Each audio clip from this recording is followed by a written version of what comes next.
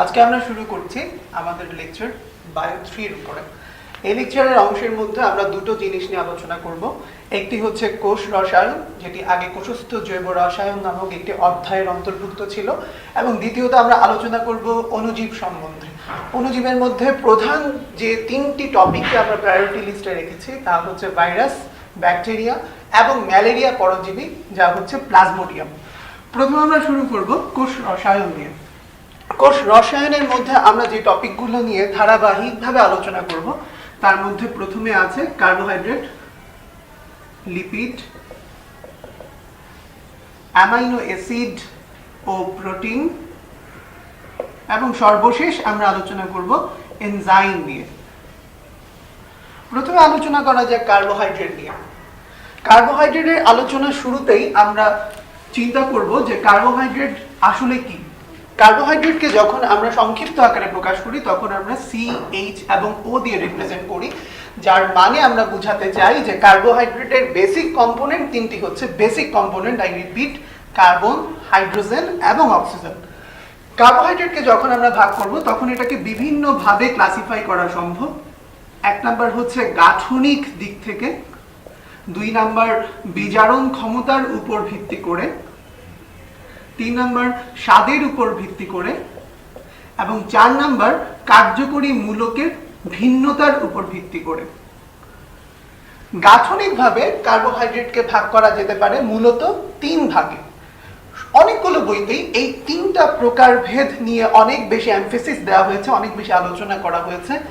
যদিও একটি মাত্র বইয়ের আলোচনায় হয়তো দেখা যায় যে গাঠনিকভাবে কার্বোহাইড্রেট চার প্রকার। তো আমরা যেটা অধিকাংশ বই ফলো করেছে এবং অধিকাংশ রাইটার সর্বজন বিদিত বলে মেনেছে, সেই তিনটি প্রকারভেদ নিয়ে আলোচনা করব। গাঠনিকভাবে কার্বোহাইড্রেটকে ভাগ করা যায় তিন ভাগে। প্রথমত মনোস্যাকারাইড, দ্বিতীয়ত অলিগোস্যাকারাইড এবং তৃতীয়ত polysaccharide. What is the basic difference between this three? Monosaccharide মানে হচ্ছে যে কার্বোহাইড্রেটকে আদ্র বিশ্লেষণ করলে বা ভেঙে ফেললে এর চেয়ে ক্ষুদ্রতর কার্বোহাইড্রেট অণুতে ফিরে যাওয়া সম্ভব না। অলিগোস্যাকারাইড মানে হচ্ছে কিছু মনোস্যাকারাইড। এই কিছু মানেটা কি সেটা নিয়ে আমরা একটু পরেই কথা বলবো। এবং পলিস্যাকারাইড মানে হচ্ছে অনেকগুলো মনোস্যাকারাইডের একটি সমন্বিত রূপ। মনোস্যাকারাইডকে আমরা আবার ভাগ করি অনেকগুলো ভাগে: ট্রায়োজ, টেট্রোজ, পেন্টোজ, হেক্সোজ, হেপ্টোজ। এরকম ভাবে নামকরণগুলো হয়। নামকরণগুলোর মূল উৎস হচ্ছে কার্বনের সংখ্যা। কার্বনের সংখ্যা 3 ট্রায়োজ, 4 টেট্রোজ, 5 পেন্টোজ, 6 হেক্সোজ, 7 হেপ্টোজ। অলিগোস্যাকারাইড মানে কি? যদি 2 থেকে 10 পর্যন্ত মনোস্যাকারাইড একসাথে সংঘবদ্ধ থাকে তাহলে সেটাকে বলা হচ্ছে অলিগোস্যাকারাইড। যদিও কোনো একটি বইয়ে অলিগোস্যাকারাইডের যে 2 নাম্বার সংখ্যাটি আছে সেটাকে আলাদা করে ফেলা হয়েছে। দুটো মনোস্যাকারাইডের সমন্বিত রূপকে ডাইস্যাকারাইড বলে আলাদা একটি ক্লাসিফিকেশন করা হয়েছে। 3 থেকে 10 পর্যন্ত অলিগোস্যাকারাইডের ডেফিনেশনের মধ্যে আনা হয়েছে। তবে আমরা ফলো করব 2 থেকে 10টি মনোস্যাকারাইডের সমন্বিত রূপই হচ্ছে অলিগোস্যাকারাইড, যেখানে আমরা পেতে পারি ডাইস্যাকারাইড, ট্রাইস্যাকারাইড এবং টেট্রাস্যাকারাইডের মতো কিছু বিশেষায়িত রূপ। পলিস্যাকারাইডের মধ্যে পড়ে মোর দেন 10। এখন আমরা আবার ব্যাক করি আমাদের পূর্ববর্তী অংশে মনোস্যাকারাইড। মনোস্যাকারাইডের সাধারণ সংকেতটা কি হবে? মনোস্যাকারাইডের সাধারণ সংকেত হচ্ছে CH2O হোল N। এই N এর মর্মার্থ বা N এর সিগনিফিকেন্সটা কি?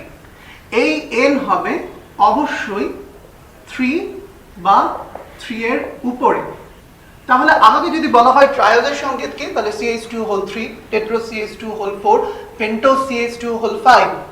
কিন্তু এক্ষেত্রে একটি ব্যতিক্রম দেখা যায়। এই ব্যতিক্রমটি আমাদের এমসিকিউর জন্য সবচেয়ে বেশি গুরুত্বপূর্ণ। যেমন পেন্টোজের একটি উদাহরণ হচ্ছে রাইবোজ এবং আরেকটি উদাহরণ হচ্ছে ডিঅক্সিরাইবোজ। নামের মধ্য থেকে আমরা কিন্তু অনেকগুলো ক্লু পেয়ে যাই। Ribose, deoxyribose. আমরা জানি 2 ধরনের নিউক্লিক অ্যাসিড আছে, একটি হচ্ছে রাইবোনিউক্লিক অ্যাসিড আর একটি হচ্ছে ডিঅক্সিরাইবোনিউক্লিক অ্যাসিড। এবং আমরা এটাও জানি যে নিউক্লিক অ্যাসিডের যে সাধারণ গঠন, সেই সাধারণ গঠনের মধ্যে প্রথমে পাওয়া যায় নিউক্লিওটাইড, নিউক্লিওটাইডকে ভাঙলে পাওয়া যায় নিউক্লিওসাইড, নিউক্লিওসাইডকে ভাঙলে পাওয়া যায় নাইট্রোজেনাস বেস পেন্টোজ সুগার। এই পেন্টোজ সুগারের মধ্যে দুই ধরনের পেন্টোজ সুগার আছে, একটি হচ্ছে রাইবোজ যেটি রাইবো নিউক্লিক অ্যাসিডে পাওয়া যায়, একটি হচ্ছে ডিঅক্সিরাইবোজ যেটি ডিঅক্সিরাইবো নিউক্লিক অ্যাসিডে পাওয়া যায়। But what will be the important differentiating point between this two? রাইবোজের সংকেত হচ্ছে CH2O whole 5 as a definition, কারণ আমরা একটু আগে বলেছি যে মনোস্যাকারাইডের সাধারণ সংকেত CH2O হোল n, যেখানে n হবে 3 বা 3 এর উপরে, যেহেতু এটা পেন্টোজ তাহলে n ইজ ইকুয়াল টু 5, তাহলে রাইবোজের সংকেত হচ্ছে CH2O হোল 5। সেটাকে যদি আমরা ভেঙে লিখি তাহলে আমরা লিখতে পারি C5H10O5। ডিঅক্সিরাইবোজও সাংগঠনিকভাবে যদি চিন্তা করা হয় সেটা পেন্টোজের আন্ডারে পড়ে, তাহলে ডিঅক্সিরাইবোজের সংকেত হওয়া উচিত ছিল CH2O whole 5 is equal to C5H10O5, কিন্তু তা হচ্ছে না। এটি একটি গুরুত্বপূর্ণ ব্যতিক্রম এবং নামের মধ্যেই এই ক্লুটি দেয়া আছে, ডিঅক্সিরাইবোজ। ডি বলতে এখানে বোঝানো হচ্ছে ডিফিসিয়েন্ট, ডিফিসিয়েন্ট মানে হচ্ছে কম আছে, একটি অক্সিজেন মলিকুল কম আছে, সেক্ষেত্রে ডিঅক্সিরাইবোজের সংকেত C5H10O5 না, ডিঅক্সিরাইবোজের সংকেত হচ্ছে C5H10O4। তাহলে যদি কোনো এমসিকিউর স্টেটমেন্টে আসে যে সকল মনোস্যাকারাইডই CH2O হোল n এই সংকেত অনুসরণ করে, এই ফর্মুলার অন্তর্ভুক্ত হয়, তাহলে আমরা ধরে নিব যে এটা আলটিমেটলি ট্রু স্টেটমেন্ট না, কারণ এখানে একটি ব্যতিক্রম আছে, সেটি হচ্ছে ডিঅক্সিরাইবোজ। মনোস্যাকারাইডের উদাহরণগুলো আমাদেরকে একটু মনে রাখতে হবে। প্রথমত মনে রাখবো আমরা ট্রায়োজ, ট্রায়োজের মধ্যে পড়ে গ্লিসারলডিহাইড, ডাইহাইড্রোক্সি অ্যাসিটোন। এই নামগুলো আমরা কোথায় পড়েছি? আমরা যদি একটু কোরিলেট করি চ্যাপ্টারগুলোর কম্পোনেন্টগুলোকে তাহলে আমাদের জন্য সুবিধা হয়। আমরা গ্লাইকোলাইসিস পড়েছিলাম, গ্লাইকোলাইসিসের মধ্যে ছিল গ্লুকোজ, গ্লুকোজ থেকে হয় গ্লুকোজ 6 ফসফেট, সেখান থেকে হয় ফ্রুক্টোজ 6 ফসফেট, সেখান থেকে হয় ফ্রুক্টোজ 1,6 বিস ফসফেট, এবং ফ্রুক্টোজ 1,6 বিস ফসফেটেরই এন্ড প্রোডাক্ট হচ্ছে গ্লিসারলডিহাইড এবং ডাইহাইড্রোক্সি অ্যাসিটোন। দ্বিতীয়ত আমরা পড়ব টেট্রোজ। টেট্রোজ আমাদের জন্য সিগনিফিকেন্ট না, অতটা সিগনিফিকেন্ট না। টেট্রোজের উদাহরণ হচ্ছে এরিথ্রোজ, এরিথ্রোলোজ। আমাদের জন্য যেটি সবচেয়ে বেশি ইম্পর্টেন্ট যে দুটো জিনিস, সেটি হচ্ছে পেন্টোজ এবং হেক্সোজ। পেন্টোজের উদাহরণ আমরা একটু আগে আলোচনা করে ফেলেছি, পেন্টোজের মধ্যে পড়ে রাইবোজ, ডিঅক্সিরাইবোজ, এবং আমরা জানি রাইবোজ হচ্ছে আরএনএ এর কম্পোনেন্ট, ডিঅক্সিরাইবোজ হচ্ছে ডিএনএ এর কম্পোনেন্ট। হেক্সোজের উদাহরণগুলো কি? হেক্সোজের মধ্যে পড়ছে গ্লুকোজ, ফ্রুক্টোজ, সেলোবায়োজ এবং ম্যানোজ। গ্লুকোজ এবং ফ্রুক্টোজ আমাদের জন্য অনেক বেশি গুরুত্বপূর্ণ। গ্লুকোজ এবং ফ্রুক্টোজ থেকে কিছু কিছু বেসিক কথা আমাদেরকে অবশ্যই মনে রাখতে হবে। যেটি সবচেয়ে গুরুত্বপূর্ণ সেটি হচ্ছে গ্লুকোজ স্টার্টস উইথ জি এবং G will go for grape sugar. তাহলে যদি বলা হয় গ্রেপ সুগার বলতে কাকে বোঝানো হয়, কাকে রিপ্রেজেন্ট করা হয়, আঙ্গুরের শর্করা, তাহলে সেটি হচ্ছে গ্লুকোজ, এবং আমরা এটি মনে রাখতে পারবো খুব সহজে। সাথে ফ্রুক্টোজের ক্ষেত্রে আমরা মনে রাখবো fructose starts with the letter F and F represent for fruit sugar।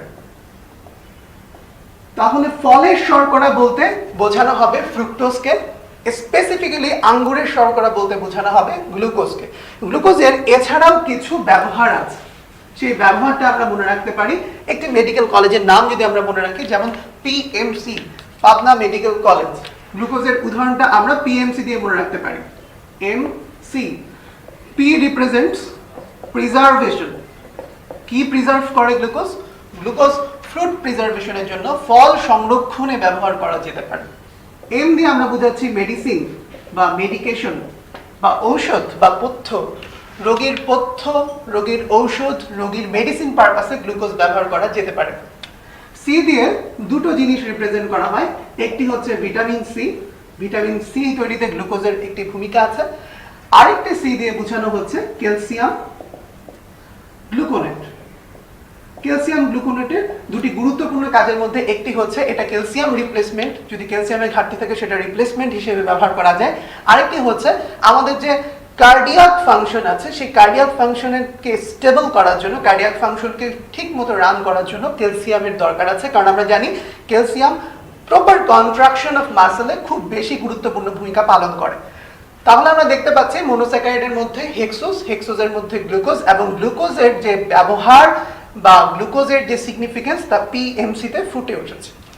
আমরা চলে যাচ্ছি অলিগোস্যাকারাইড অংশে। অলিগোস্যাকারাইডের সাধারণ সংকেতটা কি?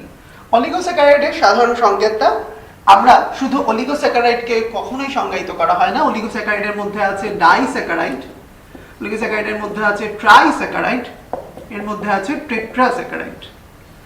ডাইস্যাকারাইডের উদাহরণ কি? ডাইস্যাকারাইডের উদাহরণ হচ্ছে সুক্রোজ, ট্রাইস্যাকারাইডের উদাহরণ হচ্ছে র্যাফিনোজ, টেট্রাস্যাকারাইডের উদাহরণ হচ্ছে স্কারবোডোজ। ডাইস্যাকারাইডের মধ্যে যে সুক্রোজ আছে সেই সুক্রোজটা আসলে কি কি ফর্মুলেশনে তৈরি হলো? সুক্রোজের গাঠনিক দিক যদি আমরা চিন্তা করি তাহলে সুক্রোজের গঠনে পাওয়া যায় গ্লুকোজ এবং ফ্রুক্টোজ। গ্লুকোজ এবং ফ্রুক্টোজের সমন্বিত রূপই হচ্ছে সুক্রোজ। গ্লুকোজ এবং ফ্রুক্টোজের মধ্যে একটা গুরুত্বপূর্ণ দিক ছিল, সেটি হচ্ছে গ্লুকোজ এবং ফ্রুক্টোজ দুটোই রিডিউসিং সুগার, তার মানে এদের বিজারণ ক্ষমতা আছে, অর্থাৎ মুক্তভাবে অ্যালডিহাইড অথবা কিটোন মূলকের উপস্থিতি গ্লুকোজে এবং ফ্রুক্টোজে দেখা যায়, যেটি সুক্রোজে দেখা যায় না। সুক্রোজের ক্ষেত্রে দেখা যায় যে এখানে অ্যালডিহাইড এবং কিটোন মূলকটা মুক্ত অবস্থায় থাকে না, ফলে সুক্রোজ হয়ে যাচ্ছে আমাদের ক্লাসিফিকেশন অনুযায়ী নন রিডিউসিং সুগার। ঠিক এই পয়েন্ট থেকে আমি একটু ক্লাসিফিকেশনের দিকে সুইচ করব। আমরা প্রথমেই দেখেছিলাম যে বিজারণ ক্ষমতার উপর ভিত্তি করে দুটো ভাগে ভাগ করা যায়, একটি হচ্ছে রিডিউসিং সুগার, একটি হচ্ছে নন রিডিউসিং সুগার। রিডিউসিং সুগার মানে হচ্ছে যার বিজারণ ক্ষমতা আছে, নন রিডিউসিং সুগার মানে যার বিজারণ ক্ষমতা নাই। রিডিউসিং সুগারের উদাহরণটা আমরা কিভাবে মনে রাখবো? সকল মনো ও অলিগোস্যাকারাইড। কিন্তু সমস্যা একটাই, অলিগোস্যাকারাইডের মধ্যে আমাদের ডাইস্যাকারাইড এবং সেই ডাইস্যাকারাইডের মধ্যে সুক্রোজ অন্তর্ভুক্ত, ফলে অলিগোস্যাকারাইড লিখে আমরা সেখানে লিখে রাখবো এক্সেপ্ট সুক্রোজ। আর রিডিউসিং সুগারের উদাহরণ হচ্ছে সকল পলিস্যাকারাইড প্লাস সুক্রোজ। যেহেতু আমরা আমাদের ক্লাসিফিকেশনে একটু সুইচ করেছি, তো ক্লাসিফিকেশন অংশটা আমরা শেষ করে দিই। ক্লাসিফিকেশনের মধ্যে আরো দুটো ক্লাসিফিকেশন হচ্ছে স্বাদের উপর ভিত্তি করে। স্বাদের উপর ভিত্তি করে কার্বোহাইড্রেটকে দুটো ভাগে ভাগ করা হয়, একটি হচ্ছে সুগার আর একটি হচ্ছে নন সুগার। সুগার আমরা দৈনন্দিন প্রয়োজনে ব্যবহার করছি। সুগারের দুটো বৈশিষ্ট্য তো আমরা জানি, একটি হচ্ছে এটি স্বাদে মিষ্টি এবং আরেকটি হচ্ছে এটি পানিতে দ্রবণীয়। তো সুগার এবং নন সুগারের মধ্যে দুটো ইম্পর্টেন্ট পয়েন্ট হচ্ছে এটা মিষ্টি স্বাদ দেয়, এটা মিষ্টি স্বাদ দেয় না, এটা পানিতে দ্রাব্যতা দেখায়, এটা পানিতে দ্রাব্যতা দেখায় না। চতুর্থ এবং সর্বশেষ ক্লাসিফিকেশন হচ্ছে কার্যকরী মূলক। কার্যকরী মূলকের উপর ভিত্তি করে কার্বোহাইড্রেটকে দুটো ভাগে ভাগ করা হয়, একটিকে বলা হয় এলডোজ সুগার। এলডোজ সুগার মানে হচ্ছে যে কার্বোহাইড্রেটের প্রধান কার্যকরী মূলক, একমাত্র কার্যকরী মূলকটি হচ্ছে অ্যালডিহাইড গ্রুপ। আরেকটি হচ্ছে কিটোজ সুগার, যেখানে অ্যালডিহাইড গ্রুপটি প্রমিনেন্ট না, অ্যালডিহাইড গ্রুপটি থাকে না, যেখানে কিটোন গ্রুপটি থাকে। ক্লাসিফিকেশনের ওভারভিউ হয়ে গেল। আমরা আবার ব্যাক টু দ্য প্যাভিলিয়ন, আমরা আবার পিছিয়ে ফিরছি, পেছনের দিকে যাচ্ছি। আমাদের আলোচনায় ছিল মনোস্যাকারাইড, সেখানে আমরা ট্রায়োজ, টেট্রোজ, পেন্টোজ, হেক্সোজ নিয়ে আলোচনা করেছিলাম। এরপর আমরা আলোচনা করেছিলাম অলিগোস্যাকারাইড। অলিগোস্যাকারাইডের মধ্যে আমরা বলেছি ডাই, ট্রাই এবং টেট্রা। ডাইস্যাকারাইডের সাধারণ সংকেতটি হচ্ছে এরকম C12, H22, O11। এবং সর্বশেষ আমাদের আলোচনার টপিক হচ্ছে পলিস্যাকারাইড। পলিস্যাকারাইডের সাধারণ সংকেতটি হচ্ছে এরকম C6, H10, O5 whole N। এই N এর মানে কি? আমরা দেখেছিলাম যখন মনোস্যাকারাইডের সাধারণ সংকেত আমরা বলেছিলাম, সেখানে বলেছি CH2 whole N, N will represent the number 3 or above, 3 অথবা তার উপরের সংখ্যা। কিন্তু পলিস্যাকারাইডের মধ্যে যে N টি আছে, এই N হতে পারে 2 বা তার বেশি। 2 বা তার বেশি সংখ্যক N থাকলেই সেটাকে আমরা পলিস্যাকারাইডের সংকেত হিসেবে গণ্য করতে পারি। এবং পলিস্যাকারাইডের মধ্যে যে উদাহরণগুলো আছে সেই উদাহরণগুলো আমরা একটু খেয়াল করি। পলিস্যাকারাইডের উদাহরণ আছে স্টার্চ, সেলুলোজ এবং গ্লাইকোজেন। ওকে, স্টার্চের গঠনটা একটু ইম্পর্টেন্ট, এই জন্য স্টার্চের গঠন নিয়ে আমরা একটু কথা বলার চেষ্টা করব। আমরা জানি যে স্টার্চের মধ্যে দুটো কম্পোনেন্ট থাকে, একটি হচ্ছে অ্যামাইলোজ এবং আরেকটি হচ্ছে অ্যামাইলোপেকটিন।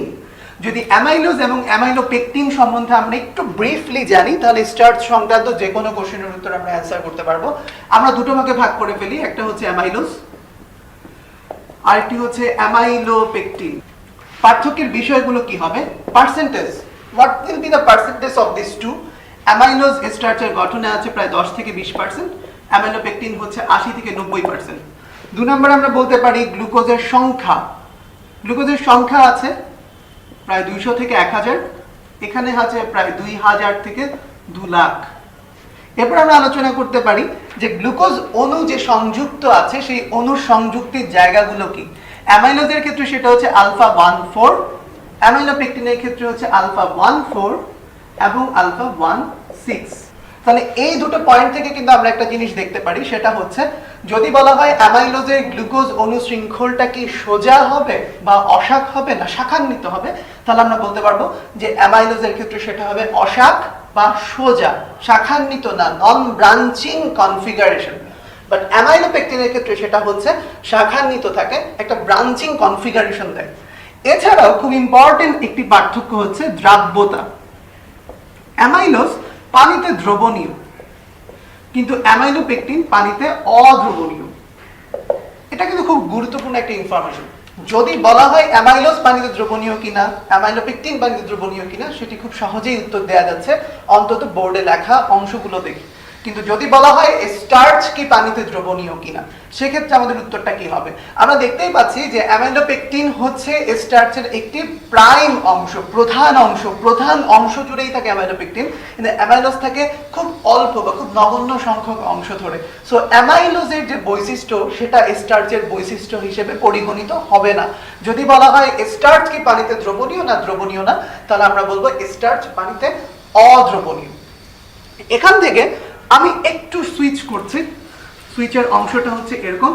যদি বলা হয় খুব মেজর কিছু নাম, গ্লুকোজ, ফ্রুক্টোজ, সুক্রোজ এবং সর্বশেষ স্টার্চ, এদের মধ্যে দ্রাব্যতার পার্থক্যটা কোথায়, তাহলে আমরা খুব ছোট্ট একটা ছক দিয়ে মনে রাখতে পারি। আমরা মনে রাখবো পানি, অন্য পাশে লিখলাম অ্যালকোহল, এই পাশে লিখে ফেললাম গ্লুকোজ, ফ্রুক্টোজ, সুক্রোজ এবং স্টার্চ।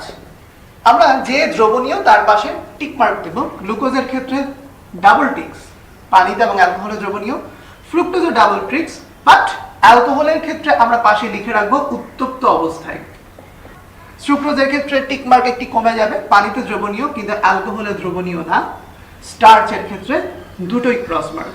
তাহলে খুব 4টা important molecule, glucose, fructose, sucrose এবং স্টার্চ, এদের পানি এবং অ্যালকোহলের দ্রাব্যতা ক্রমটা আমরা দেখে নিলাম। সর্বশেষ যে জিনিসটি দেখিয়ে আমরা কার্বোহাইড্রেট অংশটা শেষ করব, সেটা হচ্ছে গ্লুকোজ অণু শৃঙ্খলের সংযুক্তির জায়গা। আমরা 1 নম্বরে শুরু করব সুক্রোজ দিয়ে। সুক্রোজের মধ্যে আমরা কি আছে জানি, আমরা জানি গ্লুকোজ আছে এবং ফ্রুক্টোজ আছে। তাহলে আলফা গ্লুকোজের 1 নং কার্বন বিটা ফ্রুক্টোজের 2 নং কার্বনের সাথে সংযুক্ত হয়ে তৈরি হয় সুক্রোজ। 2 নম্বর আমরা পড়ব সেলোবায়োজ। সেলোবায়োজের ক্ষেত্রে আমরা একটা জিনিস মাথায় রাখবো, সেলোবায়োজ বি এর উপরে একটা চাপ আছে, বি দিয়ে আমরা মনে রাখবো বিটা 1,4। 3 নম্বরে আমরা পড়বো সেলোবায়োজের পরে ম্যালটোজ। ম্যালটোজের ক্ষেত্রে আমরা মনে রাখবো যেহেতু সেলোবায়োজ বিটা 1,4, ম্যালটোজ হচ্ছে আলফা 1,4। এই 3টা যদি আমরা মনে রাখতে পারি তাহলে বাকি 3টাও আমরা মনে রাখতে পারবো। যেমন আমরা একটু আগে পড়ে এসেছি যে স্টার্চের মধ্যে আমরা পড়ে এসেছি অ্যামাইলোজ এবং অ্যামাইলোপেকটিন। আমরা জানি যে অ্যামাইলোজ অশাখান্বিত, সো অ্যামাইলোজের ক্ষেত্রে আলফা 1,4, কিন্তু অ্যামাইলোপেকটিনের ক্ষেত্রে সেটি হচ্ছে আলফা 1,4 এবং আলফা 1,6। তাহলে বাকি দুটো কি থাকলো, সেটা থাকলো সেলুলোজ এবং গ্লাইকোজেন। সেলোবায়োজ এই নামটা যদি আমরা মাথায় রাখি, তাহলে সেলোবায়োজ থেকে আমরা চিন্তা করব সেলুলোজ। তাহলে সেলুলোজের ক্ষেত্রেও যদি গ্লুকোজের যে অনুশৃঙ্খল আছে তাদের সংযুক্তির জায়গাটা খেয়াল করা হয়, তা দেখা যাবে যে সেলোবায়োজের সাথে মিলে যায়। Cellobiose beta 1,4, cellulose beta 1,4। আর মেলটোজের সাথে মিল রেখে আমরা মনে রাখবো গ্লাইকোজেন। গ্লাইকোজেনের অনুশৃঙ্খল আলফা 1,4। তাহলে খুব ইম্পর্টেন্ট যে 6টি নাম, সেই 6টি নামের শৃঙ্খল মনে রাখতে হবে: সুক্রোজ, স্টার্চ, সেলোবায়োজ, সেলুলোজ, মেলটোজ এবং গ্লাইকোজেন। এখন আমরা শুরু করব কার্বোহাইড্রেটের পরে অ্যামাইনো অ্যাসিড এবং অ্যামাইনো অ্যাসিডের জাতক প্রোটিন সংক্রান্ত আলোচনা। একটা অ্যামাইনো অ্যাসিডের নাম থেকে আমরা কি আইডিয়া পাই? এখানে একটা অ্যামাইনো গ্রুপ আছে, এখানে একটা অ্যাসিড গ্রুপ আছে, কার্বক্সিলিক অ্যাসিড। অ্যামাইনো অ্যাসিডের সাধারণ সংকেতটি হচ্ছে এরকম: একটি কার্বন অণু, তার পাশে অ্যামাইনো মূলক, অ্যাসিড মূলক, হাইড্রোজেন এবং আর। এই আর হচ্ছে ভেরিয়েবল। এই আর এর ভিন্নতার উপর ভিত্তি করে অ্যামাইনো অ্যাসিডের নামকরণগুলো ভিন্নতা পেতে পারে। একটা অ্যামাইনো অ্যাসিড কিভাবে প্রোটিন তৈরিতে সাহায্য করে? দুটো অ্যামাইনো অ্যাসিড যখন কাছাকাছি আসে, আমরা এখানে দেখতে পাচ্ছি একটি অ্যামাইনো মূলক এবং একটি কার্বক্সিলিক অ্যাসিড মূলক। এই দুটো মূলক থেকে যখন এক অণু পানি অপসারিত হয়, তখন অ্যামাইনো অ্যাসিড দুটোর মধ্যে একটা বন্ধন তৈরি হয়, যে বন্ধনটাকে আমরা এখানে বক্স আকারে দেখাচ্ছি। এই বন্ধনটাকে বলা হয় পেপটাইড বন্ধন। এই পেপটাইড বন্ধন, ডাইপেপটাইড, অ্যামাইনো অ্যাসিডের সংখ্যা, এগুলো নিয়ে একটু মজার ব্যাপার আছে। সেই মজার দিকটা আমরা একটু আলোচনা করব। প্রথমত আমরা লিখে ফেলি dipeptide. What does it mean? Tripeptide, oligopeptide, polypeptide এবং প্রোটিন। আমরা এই পাঁচটিকে অ্যামাইনো অ্যাসিডের সংখ্যার সাথে সংযুক্ত করতে পারি কিনা সেটা একটু দেখব। ডাইপেপটাইড, ট্রাইপেপটাইড, পলিপেপটাইড, প্রোটিন, এগুলো আমরা আরেকটি অংশে আলোচনা করি এবং আরেকটি অংশে পড়ি, সেটি হচ্ছে মানবদেহের পরিপাক। পরিপাকের মধ্যে প্রোটিন খাবারের পরিপাকে আমরা সাধারণত দেখি যে একটি প্রোটিন, বড় একটি প্রোটিন মূলক, সেটি ক্রমান্বয়ে ভেঙে ভেঙে পলিপেপটাইড, ট্রাইপেপটাইড, ডাইপেপটাইড এবং সর্বশেষ অ্যামাইনো অ্যাসিড মূলকে বিভাজিত হয়। ডাইপেপটাইড মানে কি? যেখানে অ্যামাইনো অ্যাসিডের সংখ্যা দুটি। ট্রাইপেপটাইড মানে যেখানে অ্যামাইনো অ্যাসিডের সংখ্যা তিনটি। অলিগোপেপটাইড মানে যেখানে অ্যামাইনো অ্যাসিডের সংখ্যা 4 থেকে 10টি। একটু মনে করিয়ে দিতে চাই, অলিগো শব্দটি দিয়ে আরেকটি নাম আমরা একটু আগে পড়ে এসেছি, সেটি হচ্ছে অলিগোস্যাকারাইড। সেই অলিগোস্যাকারাইডে কিন্তু 4 থেকে 10টি ছিল না, ছিল 2 থেকে 10টি। ফ্যালাসি তৈরি করে কেউ কেউ বলে 3 থেকে 10, কিন্তু আমরা মনে রাখবো অলিগোস্যাকারাইড 2 থেকে 10, আর অলিগোপেপটাইড 4 থেকে 10 amino acid. Polypeptide more than 50 amino acid but less than 100 amino acid। তাহলে আমরা এখান থেকে আইডিয়া পেয়ে গেলাম যে প্রোটিন হচ্ছে more than or equal to 100 amino acid। এখানে মজার জায়গাটা কি? মজার জায়গাটা হচ্ছে ডাইপেপটাইড শব্দটা শুনে আমরা যদি ভেবে নেই যে এখানে পেপটাইড বন্ড আছে দুইটা, তাহলে কিন্তু আমরা এমসিকিউটা ভুল করব। কারণ পেপটাইড বন্ড যদি দুইটা থাকে, তাহলে অ্যামাইনো অ্যাসিডের সংখ্যা হয়ে যাবে 3। সো আমাদের মনে রাখতে হবে ডাই, ট্রাই, অলিগো, পলি, এগুলো দিয়ে পেপটাইড বন্ডের সংখ্যা নির্দেশ করে না। যদি বলা হয় কোথাও পেপটাইড বন্ধন আছে দুইটি, তাহলে অ্যামাইনো অ্যাসিডের সংখ্যা কত? সেটি হয়ে যাবে 3টি। কিন্তু যদি বলা হয় ডাইপেপটাইড অ্যামাইনো অ্যাসিডের সংখ্যা কত, তাহলে অ্যামাইনো অ্যাসিডের সংখ্যা হয়ে যাবে 2টি। তাহলে আমরা অ্যামাইনো অ্যাসিডের সাধারণ গঠন, তাদের মধ্যে পেপটাইড বন্ধন, এই শব্দগুলোর মর্মার্থ জানলাম। এখন আমরা জানবো অ্যামাইনো অ্যাসিডের ক্লাসিফিকেশনটা কি। অ্যামাইনো অ্যাসিডকে বেশ কয়েকভাবে ক্লাসিফাই করা যায়। আমরা যদি সেগুলো সাজিয়ে লিখি, 1 নাম্বার হচ্ছে গাঠনিক। গাঠনিক দিক থেকে অ্যামাইনো অ্যাসিডকে 3 ভাগে ভাগ করা যায়। একটি হচ্ছে এলিফেটিক, একটি হচ্ছে অ্যারোমেটিক এবং আরেকটি হচ্ছে হেটারোসাইক্লিক। এটি হচ্ছে গাঠনিক, গঠনের উপর ভিত্তি করে। 2 নাম্বার যেটা হয় সেটা হচ্ছে প্রোটিন তৈরির সক্ষমতার উপর ভিত্তি করে। আমরা জানি যে অ্যামাইনো অ্যাসিড আসলে কাজটা কি, তার বায়োলজিক্যাল সিগনিফিকেন্সটা কি। অ্যামাইনো অ্যাসিড প্রোটিন তৈরিতে সহায়তা করে, কিন্তু যদি এমন হয় যে কিছু অ্যামাইনো অ্যাসিড প্রোটিন তৈরি করতে পারছে না, তাহলে সেক্ষেত্রে কি হবে? আমরা সেক্ষেত্রে অ্যামাইনো অ্যাসিডকে ভাগ করি প্রোটিন অ্যামাইনো অ্যাসিড। প্রায় সকল অ্যামাইনো অ্যাসিডই হচ্ছে প্রোটিন অ্যামাইনো অ্যাসিড, বাট কিছু আছে non protein amino acid. Non protein amino অ্যাসিডের নাম আমাদের এমসিকিউর জন্য জরুরি। নন প্রোটিন অ্যামাইনো অ্যাসিডের নামগুলো কি কি? অর্নিথিন, সাইট্রুলিন এবং হেমোসেরিন। তাহলে এই 3টি বাদে যতগুলো নামই আসুক পরীক্ষায়, আমরা ধরে নিব সেটি হচ্ছে প্রোটিন অ্যামাইনো অ্যাসিড। সর্বশেষ প্রকারভেদ অ্যামাইনো অ্যাসিডের, সেটি হচ্ছে জীবদেহে প্রয়োজনীয়তা, জীবদেহে চাহিদার উপর ভিত্তি করে, এবং তা অনুযায়ী অ্যামাইনো অ্যাসিডকে আমরা 3 ভাগে ভাগ করি। জীবদেহে প্রয়োজনীয়তা, 1 নাম্বার হচ্ছে এসেনশিয়াল অ্যামাইনো অ্যাসিড, 2 নাম্বার হচ্ছে সেমি এসেনশিয়াল অ্যামাইনো অ্যাসিড এবং 3 নাম্বার হচ্ছে নন এসেনশিয়াল অ্যামাইনো অ্যাসিড। তো আমরা এখানে জানবো কি কি? আমরা মনে রাখবো এসেনশিয়াল অ্যামাইনো অ্যাসিড কয়টা, সেমি এসেনশিয়াল অ্যামাইনো অ্যাসিড কয়টা। এই দুটো বাদে যা আসবে তার সবই হচ্ছে non essential amino acid. Essential amino acid হচ্ছে 8টি, সেমি এসেনশিয়াল হচ্ছে 2টি এবং নন এসেনশিয়াল হচ্ছে বাদ বাকি। এসেনশিয়াল অ্যামিনো অ্যাসিডের নাম মনে রাখার জন্য আমরা একটি ছন্দ মনে রাখার চেষ্টা করব। ছন্দটি হচ্ছে এরকম: আইরিন ও তৃপ্তি মিরপুরে ভালো লাল লাল 3 পিস পেয়েছে। নিমোনিক্স আমাদের জন্য কখন জরুরি? মনে রাখার সূত্র। মনে রাখার সূত্র এমন যেন না হয় যেন তা আমাদের মনে রাখার প্রক্রিয়াটাকে বিলম্বিত করে। আইরিন তৃপ্তি মিরপুরে ভালো লাল লাল 3 পিস পেয়েছে, এটা কখনো কখনো আমাদের জন্য সুবিধাজনক মনে রাখার জন্য।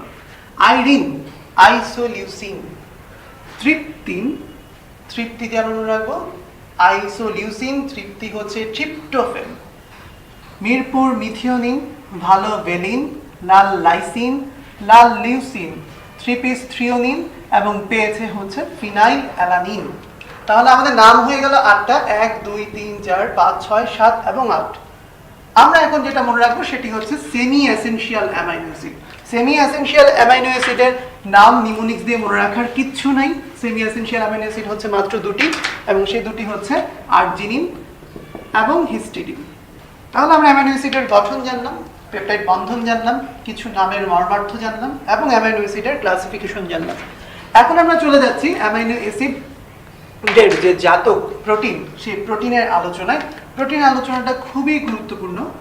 প্রোটিনের আলোচনার শুরুতে আমরা কিছু কিছু নাম একটু আওড়ে নিতে পারি। প্রোটিন তৈরির যে কাঁচামাল, সেই কাঁচামালটি হচ্ছে অ্যামাইনো অ্যাসিড। প্রোটিন যে তৈরি হবে যে কারখানার মধ্যে, সেই কারখানা হচ্ছে রাইবোজোম। প্রোটিন তৈরিতে মূল উদ্দীপক যিনি থাকবেন তারা হচ্ছেন প্রথমত ডিএনএ এবং সর্বশেষ আরএনএ। প্রোটিনে অ্যামাইনো অ্যাসিডের সংখ্যা কত? একটু আগে আমরা বলেছি 100 বা তার বেশি অ্যামাইনো অ্যাসিডের সমন্বয়ে তৈরি হবে প্রোটিন। প্রোটিনকে আমরা ক্লাসিফাই করতে পারি কিভাবে? প্রোটিনের ক্লাসিফিকেশন হতে পারে 3 ভাবে। 1 নম্বর ক্লাসিফিকেশন হচ্ছে গাঠনিকভাবে। গাঠনিকভাবে প্রোটিন হতে পারে 3 রকম। একটি হতে পারে সরল প্রোটিন, সিম্পল, যেখানে শুধুমাত্র অ্যামাইনো অ্যাসিডই থাকবে, অনলি অ্যামাইনো অ্যাসিড। 2 নম্বর হতে পারে যুগ্ম প্রোটিন, কনজুগেটেড ফর্ম, যেখানে অ্যামাইনো অ্যাসিডের সাথে সংযুক্ত থাকবে এক্স। এই এক্স যে কোনো কিছু হতে পারে, কি কি হতে পারে সেগুলো নিয়ে আমরা আলোচনা করব। এবং সর্বশেষ হচ্ছে উদ্ভূত, ডেরাইভড, যা একটি বড় প্রোটিন ভেঙে গিয়ে অথবা তাপে জমাট বাঁধার জন্য তৈরি হয়। আমরা আমাদের আলোচনা শুরু করব সরল প্রোটিন দিয়ে।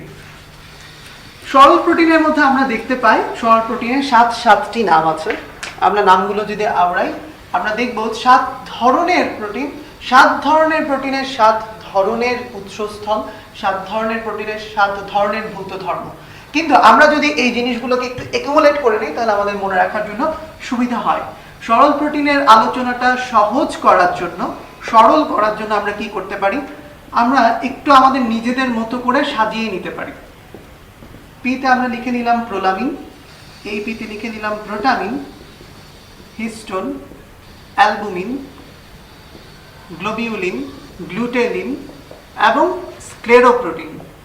এভাবে সাজানো আমাদের একটা উদ্দেশ্য আছে, এদের দ্রাব্যতাটাকে আমরা একটু ছোট করে নিয়ে আসব। প্রোলামিন অ্যালকোহল প্লাস, তার মানে অ্যালকোহলের দ্রাব্যতা দেখায়। প্রোটামিন, হিস্টোন এবং অ্যালবুমিন, এই তিনটাকে যদি আমরা একসাথে নিয়ে আসি, এরা তিনজন একই রকম ভৌত ধর্ম দেখায়, প্রায় একই রকম। পানিতে দ্রবণীয়তা দেখায়, লবণে দ্রবণীয়তা দেখায়। এরপর আমরা চলে যাচ্ছি গ্লোবিউলিন, পানিতে দ্রবণীয়তা দেখায় না কিন্তু লবণে দেখায়। এরপর চলে যাচ্ছে গ্লুটেলিন, পানি দেখায় না, লবণে দেখায় না কিন্তু লঘু অ্যাসিড বা ক্ষারে দেখায়। এবং সর্বশেষ হচ্ছে স্ক্লেরোপ্রোটিন। স্ক্লেরোপ্রোটিনের ক্ষেত্রে আমরা মনে রাখবো অল নেগেটিভ, তার মানে সাধারণত কোনো কিছুতেই দ্রাব্যতা দেখায় না। তাহলে আমরা দেখতে পাচ্ছি 1 2 3 4 5 6 এবং 7 ধরনের সরল প্রোটিনের দ্রাব্যতাটাকে আমরা একটু কনসাইজ ওয়েতে নিয়ে আসলাম। এরপর যেটা আমরা করতে পারি আরেকটু সরল করার জন্য, সেটি হচ্ছে এদের উৎসস্থলকে আমরা একটু ব্রড হেডিংয়ে নিয়ে আসতে পারি। 1 নম্বরে আমরা মনে রাখতে পারি অ্যালবুমিন, এবং গ্লোবিউলিন। এদের উৎসস্থল হচ্ছে রক্তরস এবং ডিম। 2 নম্বর হচ্ছে গ্লুটেলিন প্লাস প্রোলামিন। এর উৎসস্থল হচ্ছে খাদ্যশস্য। 3 নম্বর আমরা মনে রাখতে পারি প্রোটামিন প্লাস হিস্টোন। এরা থাকে খুব বেশি নিউক্লিক অ্যাসিডে। এবং সর্বশেষ হচ্ছে স্ক্লেরোপ্রোটিন। স্ক্লেরোপ্রোটিনের মধ্যে একটা হিন্টস দেওয়া আছে, স্কেলেটন। আমাদের এক্সোস্কেলেটনের মধ্যে পড়ে চুল, দাঁত এবং নখ। সো স্ক্লেরোপ্রোটিন পাওয়া যায় এক্সোস্কেলেটনে। তাহলে সরল প্রোটিনে আমরা মনে রাখবো সরল প্রোটিনগুলোর নাম, তাদের দ্রাব্যতার বিভিন্নতা এবং তাদের উৎসস্থলের বিভিন্নতা। এরপর আমরা চলে যাচ্ছি কনজুগেটেড প্রোটিন। কনজুগেটেড প্রোটিনের আলোচনা আমরা একটু আগেই বলেছিলাম যে অ্যামাইনো অ্যাসিডের সাথে এক্স যুক্ত থাকবে। সেই এক্স কি কি হতে পারে সেটা যদি আমরা একটু মনে রাখি, তাহলে কনজুগেটেড প্রোটিনের নামগুলো আমাদের আলাদাভাবে মনে রাখতে হবে না। এক্স হতে পারে লিপিড, এটা লিপিড মলিকুল সংযুক্ত থাকতে পারে। লিপিড যদি প্রোটিনের সাথে সংযুক্ত থাকে তাহলে সেটার নাম হয়ে যাবে লাইপোপ্রোটিন। লাইপোপ্রোটিন সংক্রান্ত একটা মজার কোশ্চেন হচ্ছে, লাইপোপ্রোটিন কি, কনজুগেটেড প্রোটিন না কনজুগেটেড লিপিড? লাইপোপ্রোটিনের ক্ষেত্রে উত্তর দুটিই হবে। Lipoprotein conjugated lipid in a sense যে লিপিডের সাথে প্রোটিন সংযুক্ত, আবার lipoprotein conjugated protein in a sense প্রোটিনের সাথে লিপিড সংযুক্ত। এক্স হতে পারে কার্বোহাইড্রেট। কার্বোহাইড্রেট একটা নাম আমরা জানি গ্লাইকোজেন, তাহলে কি হতে পারে গ্লাইকোপ্রোটিন বা মিউকোপ্রোটিন। এক্স হতে পারে মেটাল, মেটালিক সাবস্টেন্স, মেটালোপ্রোটিন। এক্স হতে পারে ফসফেট গ্রুপ, ফসফোপ্রোটিন। এক্স হতে পারে ক্রোমাটিন সাবস্টেন্স, ক্রোমোপ্রোটিন। এক্স হতে পারে ফ্লেভিন মলিকুল, ফ্লেভোপ্রোটিন। এক্স হতে পারে আয়রন মলিকুল, আয়রন প্রোটোপোরফাইরিন, যেটা আমরা বলতে পারি protein protoporphyrin. Lipid, carbohydrate, metal, phosphate, chromatin, flavin এবং আয়রন, এই কয় ধরনের কনজুগেটেড প্রোটিন সম্ভব। এবং সর্বশেষ প্রোটিন হচ্ছে ডেরাইভড প্রোটিন। ডেরাইভড প্রোটিনকে আমরা দুই ভাগে আলোচনা করতে পারি। একটি হচ্ছে প্রাইমারি, ভেঙে গিয়ে তৈরি হয়। আর এটা হচ্ছে সেকেন্ডারি, তাপে জমাট বেঁধে তৈরি হয়। তার মানে ভেঙে গেলে একটা বড় প্রোটিন মলিকুল থেকে আরেকটি ছোট প্রোটিন মলিকুল তৈরি হতে পারে। যদি অ্যামাইনো অ্যাসিডের সংখ্যা 100-র বেশি থাকে তাহলে সেটা প্রোটিনই হবে এবং সেটা হবে ডেরাইভড প্রোটিন। কিন্তু যদি কোনো প্রোটিন ভেঙে যাওয়ার ফলে অ্যামাইনো অ্যাসিডের সংখ্যাটা 100-র নিচে নেমে যায় তাহলে সেটা আর ডেরাইভড প্রোটিন হবে না, সেটা হয়ে যাবে পলিপেপটাইড। এই জিনিসটা আমরা খেয়াল রাখবো। আর সেকেন্ডারি প্রোটিন হচ্ছে যদি একটা প্রোটিনকে তাপ দেওয়া হয়, তাপে যদি তার গাঠনিক যে বিভিন্নতাটা আছে, আমরা জানি একটা প্রোটিনের গঠনে থাকে প্রাইমারি, সেকেন্ডারি, টারশিয়ারি এবং কোয়াটারনারি স্ট্রাকচার, সেইগুলো যদি কোনো ধরনের ব্যত্যয় ঘটে, কোনো ধরনের অ্যাবনর্মালিটি ঘটে, তাহলে প্রোটিনের গঠনটা চেঞ্জ হয়ে যাবে, তখন সেটাকে আমরা বলবো সেকেন্ডারি ডেরাইভড প্রোটিন। তাহলে প্রোটিনের এক ধরনের ক্লাসিফিকেশন আমরা শেষ করলাম। প্রোটিনের দ্বিতীয় ক্লাসিফিকেশনে চলে যাই। এই ক্লাসিফিকেশনটা আমাদের এমসিকিউর জন্য আরো বেশি গুরুত্বপূর্ণ, সেটা হচ্ছে কার্যকরী প্রকারভেদ। কার্যকরী প্রকারভেদের মধ্যে আমরা মনে রাখার চেষ্টা করব কি কি ধরনের প্রোটিন আছে। যেমন আমরা শুরু করব প্রথমে গাঠনিক প্রোটিন, সঞ্চয়কারী প্রোটিন, পরিবহনকারী প্রোটিন, নিয়ন্ত্রক প্রোটিন, প্রতিরক্ষামূলক প্রোটিন। প্রোটিন হতে পারে সংকোচনকারী, প্রোটিন হতে পারে তঞ্চনকারী। প্রোটিনের ভূমিকা থাকতে পারে ঘুম আনয়নে, প্রোটিনের ভূমিকা থাকতে পারে ব্যথার ক্ষেত্রে, প্রোটিনের ভূমিকা থাকতে পারে ক্যান্সার এবং ভাইরাসের চিকিৎসায়। তাহলে এই কয় ধরনের প্রোটিন তো হতেই পারে কাজের উপর ভিত্তি করে। গাঠনিক প্রোটিনের উদাহরণ আমরা মনে রাখবো ক্যারাটিন, সঞ্চয়কারী প্রোটিন মায়োগ্লোবিন, পরিবহনকারী প্রোটিন হিমোগ্লোবিন, নিয়ন্ত্রক প্রোটিন মনে রাখতে পারি ইনসুলিন। আমরা জানি যে ইনসুলিন একটি হরমোন, সেই হরমোনটা নিঃসৃত হয় অগ্নাশয়ের বিটা সেল থেকে, ইনসুলিন গ্লুকোজের মাত্রা নিয়ন্ত্রণে সহায়তা করে।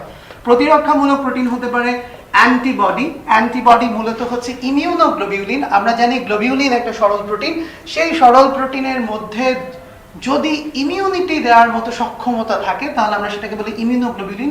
অ্যান্টিবডি হচ্ছে একটা ইমিউনোগ্লোবিউলিন। সংকোচনকারী প্রোটিন আমরা জানি পেশি সংকোচন প্রসারণ ক্ষমতা নিয়ন্ত্রণ করে, অ্যাক্টিন এবং মায়োসিন নামক প্রোটিনগুলো।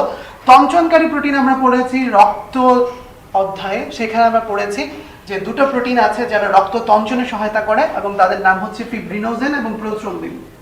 ঘুম আনয়নে নতুন একটা প্রোটিন এস ফ্যাক্টর। ব্যথার ক্ষেত্রে এন্ডোরফিন। আমরা কিন্তু জানি যে ব্যথা নিরাময়ে আমরা কিছু ওষুধ ব্যবহার করি, যেমন মরফিন, প্যাথিডিন। সেই মরফিনের সাথে কিন্তু নামের মিল আছে এন্ডোরফিন, এটা ব্যথা কমাতে সহায়তা করে। ক্যান্সার এবং ভাইরাসের চিকিৎসায় ব্যবহার করা হচ্ছে ইন্টারফেরন। তাহলে এই যে নামগুলো আমরা লিখলাম, এই নামগুলোর প্রত্যেকটি হতে পারে একটি এমসিকিউ কোশ্চেন। কার্যকরী প্রকারভেদ শেষ। সর্বশেষ প্রোটিনের প্রকারভেদ হচ্ছে অ্যামাইনো অ্যাসিড। আমরা জানি দু ধরনের, এসেনশিয়াল এবং নন এসেনশিয়াল, মাঝখানে আছে সেমি এসেনশিয়াল। যদি সকল এসেনশিয়াল অ্যামাইনো অ্যাসিড প্রোটিনের মধ্যে থাকে তাহলে সেটাকে বলা হচ্ছে ফার্স্ট ক্লাস প্রোটিন, আর যদি সবগুলো না থাকে তাহলে সেটাকে বলা হচ্ছে second class protein. First class প্রোটিনের উৎস কি? প্রাণী। প্রাণীদের থেকে, প্রাণী দেহ থেকে যেই যেই উপায়ে আমরা প্রোটিন পাচ্ছি সেটা হচ্ছে ফার্স্ট ক্লাস প্রোটিন। আর সেকেন্ড ক্লাস প্রোটিন হচ্ছে উদ্ভিদ অরিজিন, প্ল্যান্ট অরিজিন। তাহলে প্রোটিনের ক্লাসিফিকেশনে আমরা পড়লাম তিন ভাবে হতে পারে।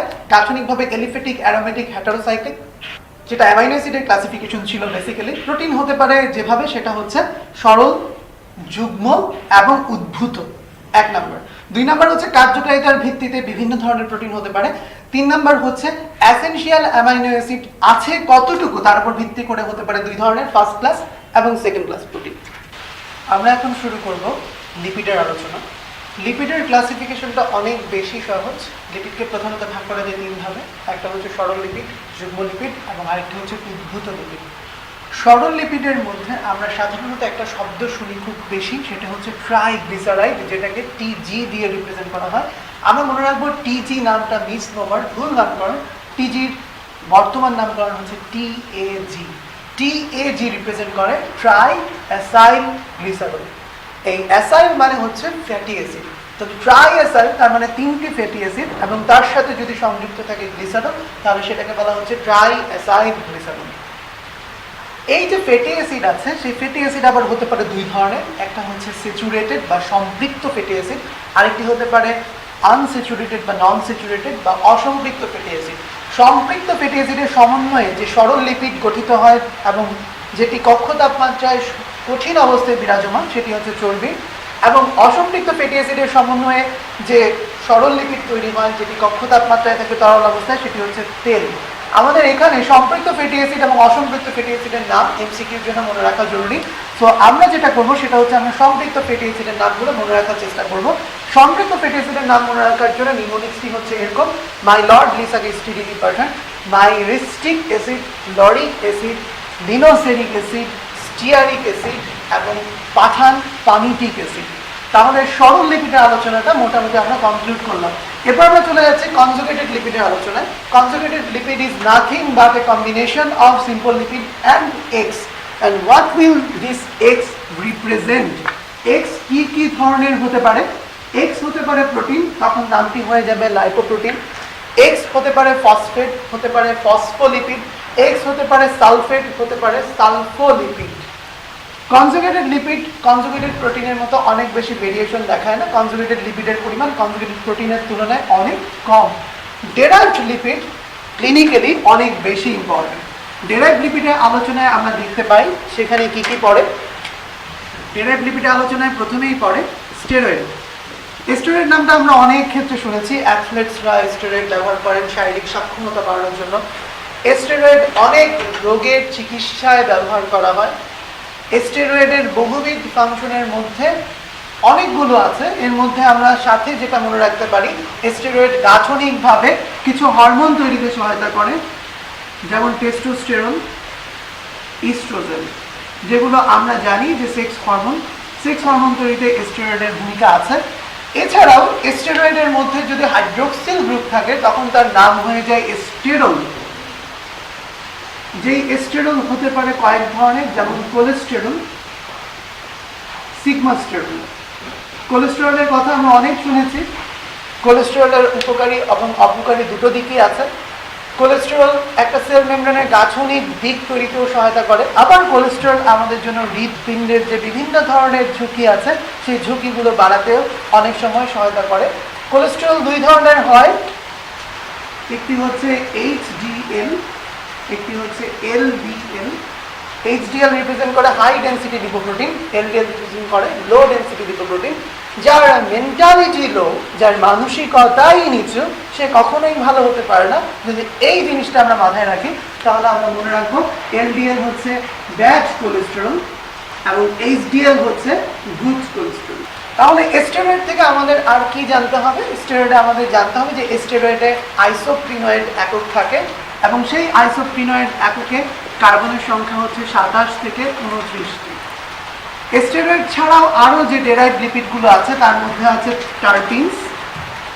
টার্পিনসে কার্বনের নাম্বারটা ইম্পর্টেন্ট, 10 থেকে 40 পর্যন্ত কার্বন একক থাকে। এবং সর্বশেষ আমরা যেটা মনে রাখবো সেটি হচ্ছে রাবার। রাবারের ক্ষেত্রে কার্বন নয়, আমরা মনে রাখবো আইসোপ্রিনয়েড এককের সংখ্যা, তা হচ্ছে 3000 থেকে 6000 পর্যন্ত হতে পারে। তাহলে লিপিডের আলোচনা আমরা দেখলাম। লিপিডের ক্লাসিফিকেশনটা খুব সহজ, সরল লিপিড, যুগ্ম লিপিড এবং উদ্ভূত লিপিড। সরল লিপিড অনেক বেশি গুরুত্বপূর্ণ, সাথে গুরুত্বপূর্ণ হচ্ছে উদ্ভূত লিপিড। আমরা চলে যাচ্ছি আমাদের সর্বশেষ অংশ কোষ রসায়নের, যেটি হচ্ছে এনজাইম। এনজাইম মানে কি? এনজাইম এর প্রধান এবং একটিমাত্র বৈশিষ্ট্যের কথা যদি জিজ্ঞেস করা হয় তাহলে সেটা হচ্ছে এনজাইম একটা প্রোটিন, এমন একটা প্রোটিন যা রাসায়নিক বিক্রিয়ার গতিকে বৃদ্ধি করতে পারে। এখন আমরা জানি যে একটা শব্দ আছে যেটি হচ্ছে ক্যাটালিস্ট। ক্যাটালিস্ট কি করতে পারে? রাসায়নিক বিক্রিয়ার গতি বৃদ্ধি করতে পারে অথবা হ্রাস করতে পারে। কিন্তু এনজাইম হচ্ছে একটা positive catalyst, always positive catalyst. তাহলে এনজাইমের ক্ষেত্রে আমরা মনে রাখবো এটা একটা প্রোটিন, আমরা মনে রাখবো এটা একটা পজিটিভ ক্যাটালিস্ট। সাথে 3 নাম্বার যদি আমাদের মনে রাখতে বলা হয় এনজাইম সংক্রান্ত, সেটি হচ্ছে এটি জীবদেহের ভেতরেই কাজ করবে। এটা একটা জৈব রাসায়নিক পদার্থ যেটা জীবদেহের ভেতরেই কাজ করে, বাইরে না। যে এনজাইমগুলো শরীরের ভেতরে তৈরি হবে সেই এনজাইমগুলো শরীরের ভেতরে কাজ করবে, বিভিন্ন রাসায়নিক বিক্রিয়ার গতি বৃদ্ধি করবে, বিক্রিয়া শেষে অপরিবর্তিত থাকবে। এনজাইমের গঠনটা যদি আমরা একটু সরলীকৃত করতে চাই তাহলে আমরা দেখব এনজাইমের গঠনে দুটো অংশ পাওয়া যেতে পারে। একটি হচ্ছে প্রোটিন অংশ, একটি হচ্ছে নন প্রোটিন অংশ। কেন বললাম পাওয়া যেতে পারে? শুধুমাত্র প্রোটিন দিয়েও এনজাইম গঠন সম্ভব, সেটাকে আমরা বলি সরল এনজাইম। কিন্তু যদি সরল এনজাইমের সাথে কোনো ধরনের নন প্রোটিন অংশ যুক্ত থাকে তাহলে আমরা সেটাকে বলি যৌগিক এনজাইম।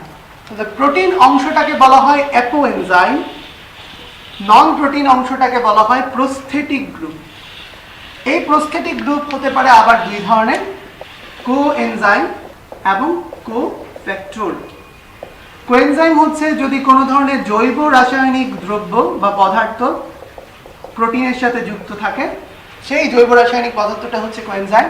আর কোফ্যাক্টর হচ্ছে কোনো ধরনের ধাতব উপাদান যদি থাকে তাহলে সেটা হচ্ছে কোফ্যাক্টর। এনজাইমের গঠন আমরা জেনে গেলাম। এনজাইমের নামকরণ কিভাবে হয়? এনজাইমের নামকরণ হতে পারে 3 ভাবে। 1 নাম্বার হচ্ছে সাবস্ট্রেটের নাম অনুযায়ী যার উপর কাজ করবে। 2 নাম্বার হতে পারে কি ধরনের বিক্রিয়া, সেটা কি ভেঙে ফেলার বিক্রিয়া, না সংযুক্ত করার বিক্রিয়া, না আদান প্রদানের বিক্রিয়া।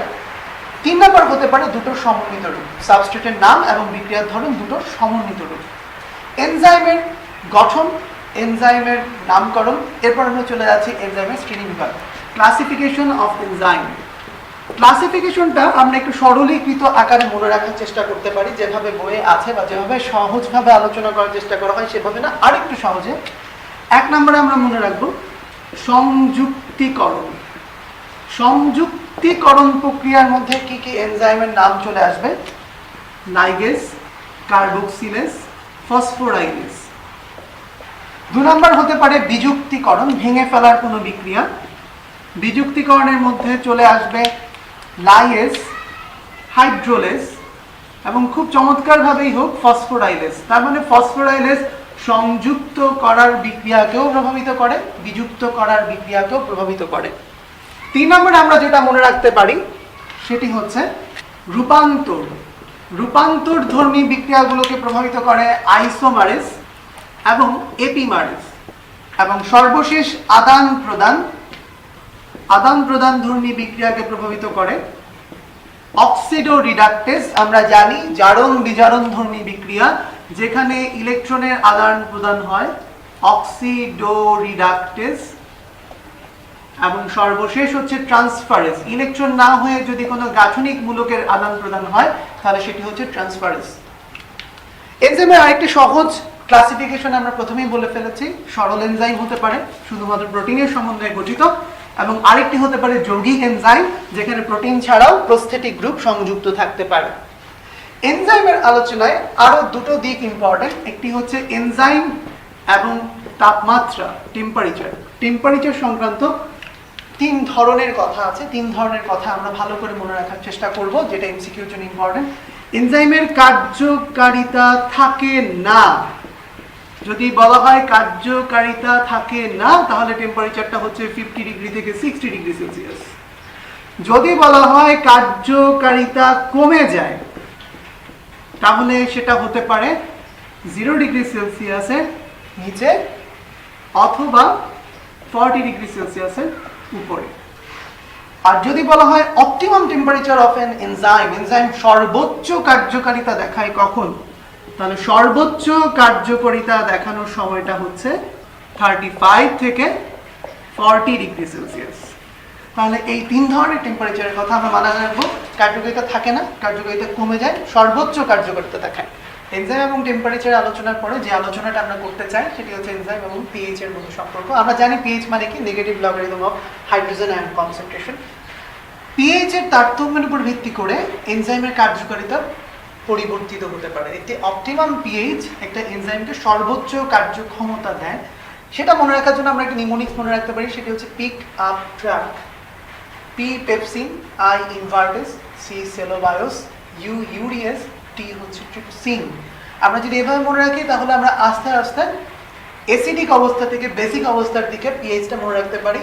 2 থেকে 8-এর দিকে যাব, 2, 4.5, 5, 7 এবং 8। এই সিরিয়ালটা আমাদের পিএইচ কিছুটা হলেও মনে রাখতে অনেক বেশি সহায়তা করবে। সর্বশেষ আমরা চলে যাচ্ছি এনজাইমের ব্যবহারের উপরে। এনজাইমের নানাবিধ ব্যবহার আছে, সেই নানাবিধ ব্যবহারের উদাহরণগুলো খুব বেশি ইম্পর্টেন্ট। ফলের রস তৈরিতে পেকটিন, পনির তৈরিতে রেনিন, হজম সংশোধনে অ্যামাইলেজ, পেপসিন, পেপেইন, ইউরিয়া শনাক্তকরণ, ইউরিক অ্যাসিড শনাক্তকরণ, গ্লুকোজ শনাক্তকরণ, 3টি শনাক্তকরণ এনজাইম ব্যবহার করা হয়। ইউরিয়া শনাক্তকরণে ইউরিয়াস, ইউরিক অ্যাসিড ইউরিকেস, গ্লুকোজ শনাক্তকরণে গ্লুকোজ অক্সিডেস এবং পারঅক্সিডেস। চোখের ছানি অপারেশনে আমরা জানি ট্রিপসিন। জমাট রক্ত গলানোতে ব্যবহার করা হচ্ছে ইউরোবাইলেস, রক্ত জমাট বাঁধানোতে ব্যবহার করা হচ্ছে থ্রম্বিন, রক্তচাপ নিয়ন্ত্রণে ব্যবহার করা হচ্ছে প্রোটিওলাইটিক এনজাইম।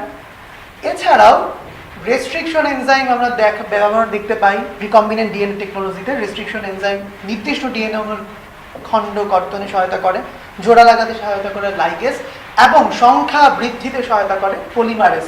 তাহলে এই ব্যবহারগুলো ছাড়াও রিকম্বিনেন্ট ডিএনএ টেকনোলজিতেও এনজাইমের কিছু ব্যবহার আছে। আমরা আমাদের কোষ রসায়ন সংক্রান্ত আলোচনা শেষ করতে যাচ্ছি। কোষ রসায়নে আমরা যেই জিনিসগুলোর উপর গুরুত্ব দিয়েছি তা আরেকবার বলে দিতে চাই।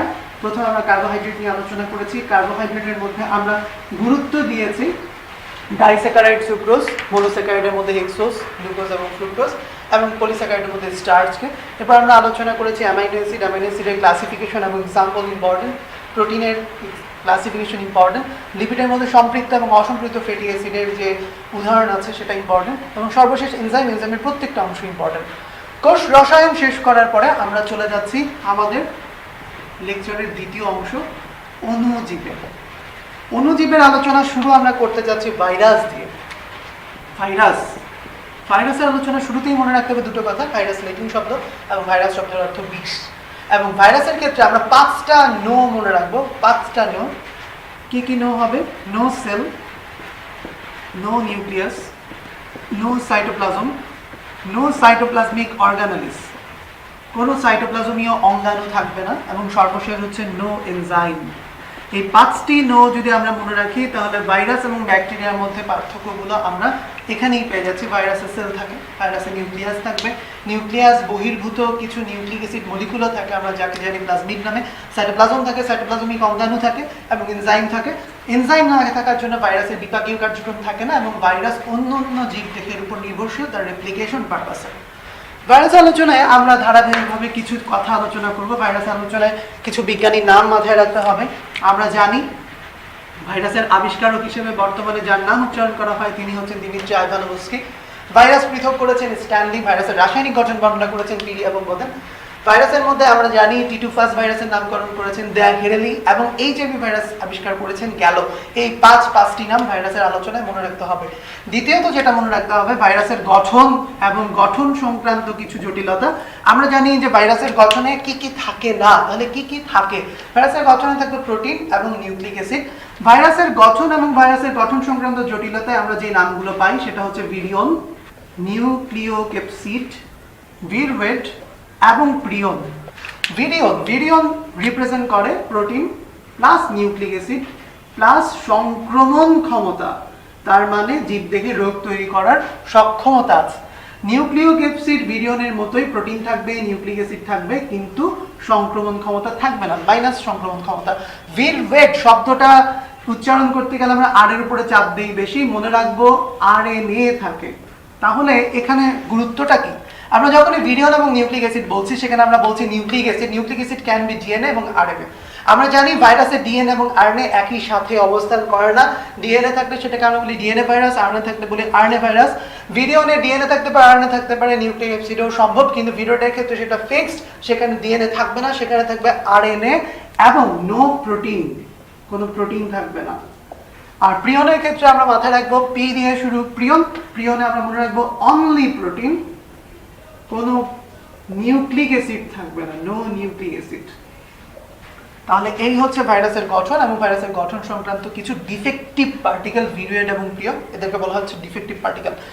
ভাইরাসের আলোচনায় শুরুতে আমরা কিছু শব্দ মনে রাখার চেষ্টা করব যেগুলোর পূর্ণরূপ আমাদের জন্য এমসিকিউতে লাগতে পারে। সেই পূর্ণরূপগুলো মুখে বলে দিচ্ছি, আমাদেরকে মনে রাখতে হবে what will represent TMV, TIV, HIV, AIDS এবং SARS, severe acute respiratory syndrome. ভাইরাসের পরবর্তী আলোচনায় চলে যাচ্ছি ক্লাসিফিকেশন। ক্লাসিফিকেশনের ক্ষেত্রে আমরা জানি ভাইরাস দু ধরনের হতে পারে। যদি ডিএনএ থাকে তাহলে সেটাকে বলা হচ্ছে ডিএনএ ভাইরাস, যদি আরএনএ থাকে তাহলে সেটাকে বলা হচ্ছে আরএনএ ভাইরাস। ডিএনএ ভাইরাসের নামগুলো যদি আমরা মনে রাখতে পারি তাহলে ডিএনএ এবং আরএনএ ভাইরাসের উদাহরণ সংক্রান্ত যে এমসিকিউগুলো হবে সেগুলোতে আমরা সমস্যার সম্মুখীন হব না। ডিএনএ ভাইরাসের নাম মনে রাখার জন্য আমরা মনে রাখবো ভ্যাট, VAT, ভ্যাট। ভ্যাট দিয়ে কি মনে রাখবো? ভিতে হচ্ছে ভ্যাকসিনিয়া এবং ভেরিওলা। এতে মনে রাখবো এডিনো হার্পিস সিমপ্লেক্স। টিতে মনে রাখবো TIV, not TMV, tobacco mosaic virus, DNA virus না, টিআইভি এবং T2, T4 এবং T6। ডিএনএ ভাইরাস এবং আরএনএ ভাইরাসের মধ্যে আরো যে ইম্পর্টেন্ট দুটো পয়েন্ট আছে সেই পয়েন্টগুলো আমাদেরকে অবশ্যই মনে রাখতে হবে। আমরা জানি ডিএনএ সাধারণত দ্বিসূত্রক, কিন্তু কিছু কিছু ডিএনএ ভাইরাস আছে যেখানে ডিএনএ একসূত্রক। So exception should be the prime question of the examination. কি হতে পারে? কোন ডিএনএ ভাইরাসের ডিএনএ একসূত্রক? আমরা নামগুলো মনে রাখবো 5X174, M13 এবং কোলিফাস। সাথে সাথে আমরা মাথায় রাখবো যে আরএনএ ভাইরাসের আরএনএ একসূত্রক, কিন্তু কোন কোন ক্ষেত্রে আরএনএ ভাইরাসের আরএনএ দ্বিসূত্রক হতে পারে। দ্বিসূত্রক আরএনএ পাওয়া যাবে রিও ভাইরাসের এবং ধানের বামন রোগের ভাইরাস। এরপর যে জিনিসটা আমরা মাথায় রাখবো সেটা হচ্ছে ডিএনএ ভাইরাস সাধারণত প্রাণীদেহে রোগ তৈরি করে। খুব ইম্পর্টেন্ট একটা এক্সেপশন হচ্ছে ফুলকপির মোজাইক ভাইরাস। ফুলকপির মোজাইক ভাইরাস যখনই আমরা উচ্চারণ করলাম এখানে আমরা দুটো কথা মনে রাখবো, টিএমভি, টোবাকো মোজাইক ভাইরাস, তার সাথে জড়িত যত মোজাইক ভাইরাস আছে সবাই আরএনএ ভাইরাস, সবাই আরএনএ ভাইরাস। একমাত্র মোজাইক ভাইরাস যেটা ডিএনএ ভাইরাস সেটি হচ্ছে ফুলকপির মোজাইক ভাইরাস, এবং সেটাও একটা ব্যতিক্রম এই সেন্সে ডিএনএ ভাইরাস সাধারণত প্রাণীদেহে রোগ তৈরি করে, কিন্তু ফুলকপির মোজাইক ভাইরাস ফুলকপিতে রোগ সৃষ্টি করে। ঠিক পাশাপাশি আমরা মনে রাখতে পারি আরএনএ ভাইরাস সাধারণত উদ্ভিদ দেহে রোগ তৈরি করে, কিন্তু কিছু আরএনএ ভাইরাস আছে যেটা প্রাণী দেহে রোগ তৈরি করে, এবং খুব ইম্পর্টেন্টলি যেগুলো সেটা হচ্ছে polio virus, influenza virus, HIV. ভাইরাসের দ্বিতীয় প্রকারভেদে আমরা চলে যাচ্ছি। ভাইরাসের দ্বিতীয় প্রকারভেদ হচ্ছে গাঠনিক প্রকারভেদ। গাঠনিক প্রকারভেদ মনে রাখার জন্য একটা ছোট্ট সূত্র আমরা শিখিয়ে দিতে পারি যেন ভাইরাস এবং ব্যাকটেরিয়ার গাঠনিক প্রকারভেদের মধ্যে আমাদের ঝামেলা না লাগে, এবং গঠন অনুযায়ী আমরা যেন উদাহরণগুলো মনে রাখতে পারি। একটা ভাইরাস কি কি হতে পারে? আমি মনে রাখি একটা ভাইরাস গোল হতে পারে। গোলাকার। সেই গোলাকার জিনিসটাকে যখন আমরা একটু কম্প্রেস করব সেটা হয়ে যাবে ডিম্বাকার। সেই ডিম্বাকার জিনিসটাকে যখন আমরা চারদিকে টানবো তখন সেটা হয়ে যেতে পারে ষড়ভুজাকার। একটা ভাইরাস হতে পারে লম্বাকার বা দণ্ডাকার। ষড়ভুজাকার এবং দণ্ডাকার ভাইরাস যখন মিলে যাবে তখন সেটা হয়ে যাবে ড্যাঙাচি আকার। তাহলে গোল, সেখান থেকে চাপ দিয়ে ডিম্বাকার, টান দিয়ে ষড়ভুজাকার, দণ্ডাকার, ষড়ভুজাকার এবং দণ্ডাকার মিলে ড্যাঙাচি আকার। এবং উদাহরণ মনে রাখার জন্য আমরা অক্ষরগুলো মনে রাখবো PIVMT। প্রথমটা P, polio virus, influenza virus, vaccinia virus, mosaic এবং মাম্পস ভাইরাস, এবং সর্বশেষ টি দিয়ে রিপ্রেজেন্ট করবো T2, T4 এবং T6 ভাইরাস। ভাইরাসের ক্লাসিফিকেশন শেষ হচ্ছে। এরপর আমরা যেটা নিয়ে ডিসকাশন করবো সেটা হচ্ছে ভাইরাসের জনন পদ্ধতি বা ভাইরাসের জনন প্রক্রিয়া। ভাইরাসের জনন পদ্ধতিটা মনে রাখা খুব একটা কঠিন না, খুব সহজ একটা জিনিস, খুবই সহজ। ভাইরাসের যেহেতু কোনো ধরনের এনজাইম নাই, সো কোনো ধরনের এনজাইমেটিক রিঅ্যাকশন নিজে থেকে কন্ট্রোল করার কোনো উপায় নাই। ভাইরাস যেটা করে সেটা হচ্ছে জীবদেহে আক্রমণ করে। জীবদেহে আক্রমণ করে সেখানে একটা পাথওয়ে তৈরি করে জীবদেহের ভেতরে ঢুকে জীবদেহের নিউক্লিক অ্যাসিডকে নিষ্ক্রিয় করে দিয়ে নিজের নিউক্লিক অ্যাসিডের সক্ষমতা বাড়ায়। সর্বশেষ প্রোটিন তৈরি করে প্রোটিনের ভেতরে নিউক্লিক অ্যাসিড ইনপুট করে ভাইরাস শেষ পর্যন্ত সেল লাইসিস করে বের হয়ে আসে। ভাইরাসের জনন পদ্ধতিকে তিনটা ব্রড হেডিংয়ে আমরা আলোচনা করতে পারি। একটা হচ্ছে সংক্রমণ, একটা হতে পারে সংখ্যা বৃদ্ধি এবং আরেকটা হতে পারে বিকলন। নাম দিয়ে আমরা বুঝতে পারছি যে ঘটনাটা কি ঘটছে। সংক্রমণ হচ্ছে ইনফেকশাস ফেজ। ইনফেকশাস ফেজে সংক্রমণ হবে। সেখানে কি কি ঘটনা ঘটতে পারে? পৃষ্ঠলগ্নি ভবন, যেই সেলে ভাইরাস ঢুকতে যাচ্ছে সেই সেলের পৃষ্ঠে বা মেমব্রেনে লেগে যাবে। ভাইরাসের মধ্যে আমরা জানি কিছু স্পর্শক তন্তু থাকে, সেই স্পর্শক তন্তুর সংকোচন এবং সর্বশেষ স্পর্শক তন্তুর সংকোচনের পরে অনুপ্রবেশ করা, ভেতরে প্রবেশ করা, এই তিনটি ধাপে সংক্রমণ পর্যায়ে নিহিত। এরপরে ধাপটি হচ্ছে সংখ্যা বৃদ্ধি। আমরা জানি যে ভাইরাস দু ধরনের হয়, একটা হচ্ছে ডিএনএ ভাইরাস, একটা হচ্ছে আরএনএ ভাইরাস। এখন ডিএনএ ভাইরাসের ক্ষেত্রে আমরা জানি যে ডিএনএ রেপ্লিকেশন সম্ভব। ডিএনএ রেপ্লিকেজ এনজাইম দিয়ে ডিএনএ রেপ্লিকেশন হয়। ডিএনএ রেপ্লিকেশনের মাধ্যমে ডিএনএ সংখ্যা বৃদ্ধি পায়। কিন্তু আমরা এটাও জানি যে আরএনএ তে রেপ্লিকেশন হয় না। তাহলে আরএনএ ভাইরাসের ক্ষেত্রে যখন আরএনএ পার্টিকেলটা সেলের ভেতরে প্রবেশ করবে তখন আরএনএ সংখ্যা বৃদ্ধি হবে কিভাবে, এটা একটা গুরুত্বপূর্ণ দিক। আমরা এই জিনিসটা একটু ক্লিয়ার করে দিতে চাই। যদি ডিএনএ ভাইরাসের ডিএনএ ভেতরে প্রবেশ করে তাহলে সেটা রেপ্লিকেশনের মাধ্যমে অসংখ্য ডিএনএ তৈরি করবে। একটি ডিএনএ তৈরি করতে পারে 100টি ডিএনএ, আমরা ধরে নিলাম। কিন্তু যদি আরএনএ প্রবেশ করে তাহলে কি হতে পারে? প্রবেশ করলো আরএনএ ভাইরাসের, সেই আরএনএ থেকে ডিএনএ তে কনভার্ট হতে পারে। আমরা জানি ডিএনএ থেকে আরএনএ হয় স্বাভাবিকভাবে, যেটাকে বলা হয় ট্রান্সক্রিপশন, নিয়ন্ত্রণ করে ট্রান্সক্রিপ্টেজ। কিন্তু আরএনএ থেকে যদি ডিএনএ তে চলে যায় তাহলে সেটাকে বলা হয় রিভার্স ট্রান্সক্রিপশন এবং নিয়ন্ত্রণ করে রিভার্স ট্রান্সক্রিপ্টেজ।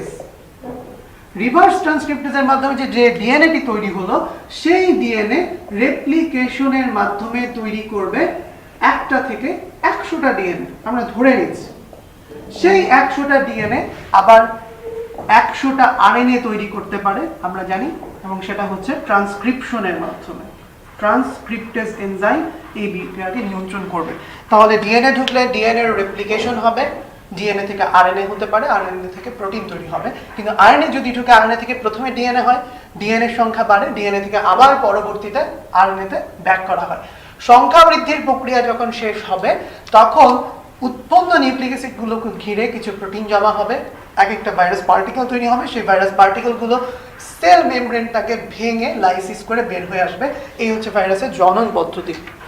ভাইরাসের জনন পদ্ধতি শেষ হওয়ার পর আমরা আলোচনা করতে পারি ভাইরাসের অর্থনৈতিক গুরুত্ব। ভাইরাসের অর্থনৈতিক গুরুত্বের মধ্যে আমাদেরকে অবশ্যই মনে রাখতে হবে অপকারিতাটাই সবচেয়ে বেশি গুরুত্বপূর্ণ। ভাইরাস দিয়ে মানুষের কিছু রোগ হচ্ছে, গবাদি পশুর কিছু রোগ হচ্ছে, উদ্ভিদের কিছু রোগ হচ্ছে। আমরা ভাইরাস দ্বারা গঠিত মনুষ্য প্রজাতির যে রোগ, সেই রোগগুলোর নাম মনে রাখার চেষ্টা করব, কারণ ভাইরাস এবং ব্যাকটেরিয়া এই দুটোই গুরুত্বপূর্ণ আমাদের পরীক্ষার জন্য। আমরা যদি ভাইরাস গঠিত রোগগুলো মনে রাখতে পারি তাহলে ব্যাকটেরিয়া গঠিত রোগগুলো মনে রাখার দরকার হচ্ছে না।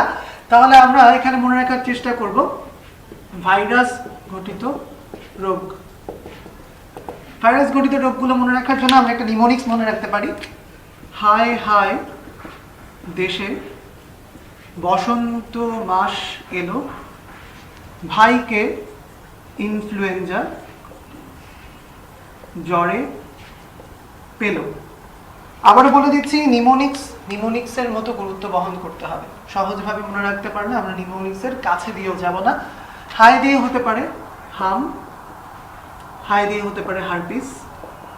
দেশেকে যদি আমরা দেশে বলে উচ্চারণ করি তাহলে হতে পারে ডেঙ্গু।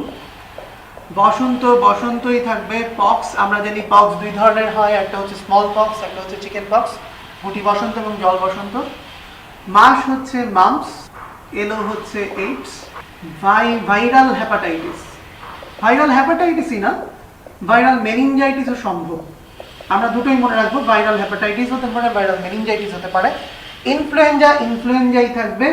জ্বরে হচ্ছে জলাতঙ্ক, পেলোতে হচ্ছে পোলিও। নামগুলো যখনই আমরা শিখে গেলাম তখন আরেকটা জিনিস আমাদেরকে অবশ্যই মাথায় রাখতে হবে, সেটা হচ্ছে ইপিআই প্রোগ্রাম। ইপিআই প্রোগ্রাম বলতে বোঝাচ্ছি এক্সপেন্ডেড প্রোগ্রাম অন ইমিউনাইজেশন। আমরা সম্প্রসারিত টিকাদান কর্মসূচি পালন করি। সম্প্রসারিত টিকাদান কর্মসূচির অন্তর্ভুক্ত টিকাগুলো কি কি সেটা যদি আমরা না জানি তাহলে আমরা বুঝতে পারবো না আমাদের দেশের পার্সপেক্টিভে কোন কোন ভাইরাস এবং ব্যাকটেরিয়ার বিরুদ্ধে আমরা একটা শিশুকে সংক্রমণ ক্ষমতা থেকে আটকানোর চেষ্টা করি। প্রথম দিকে আমাদের ইপিআই শিডিউলে ছিল 6টি নাম। আমরা মনে রাখার জন্য বলতাম ডিপিটি, এমপিটি। পরবর্তীতে এর সাথে যুক্ত হলো দুটো এইচ যুক্ত হলো, এবং সর্বশেষ এই ডিপিটি এবং এমপিটির সাথে এম এর সাথে আরো দুটো জিনিস যুক্ত হলো। সো প্রথমে ইপিআই শিডিউলে ছিল 6টি নাম, পরবর্তীতে যুক্ত হলো 2টি নাম, পরবর্তীতে যুক্ত হলো আরো 2টি নাম। সো ইপিআই শিডিউলের অন্তর্ভুক্ত টিকাগুলো হচ্ছে টোটাল 10টি।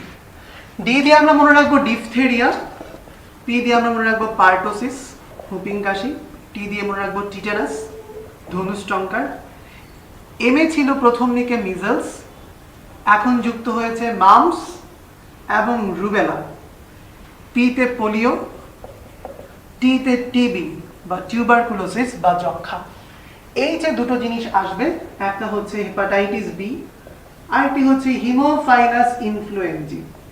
হিমোফাইলাস ইনফ্লুয়েঞ্জি আমাদের শ্বাস প্রশ্বাসের অসুখ তৈরি করতে পারে, নিউমোনিয়া তৈরি করতে পারে, এবং এটার প্রবণতা অনেক বেশি থাকার জন্য হিমোফাইলাস ইনফ্লুয়েঞ্জির বিরুদ্ধে আমরা টিকা প্রদান করে থাকি। তাহলে আমরা দেখতে পাচ্ছি টোটাল 10টি নাম। ডিপথেরিয়া, পার্টোসিস, টিটানাস 4, 5, 6, 7, 8, 9 এবং 10।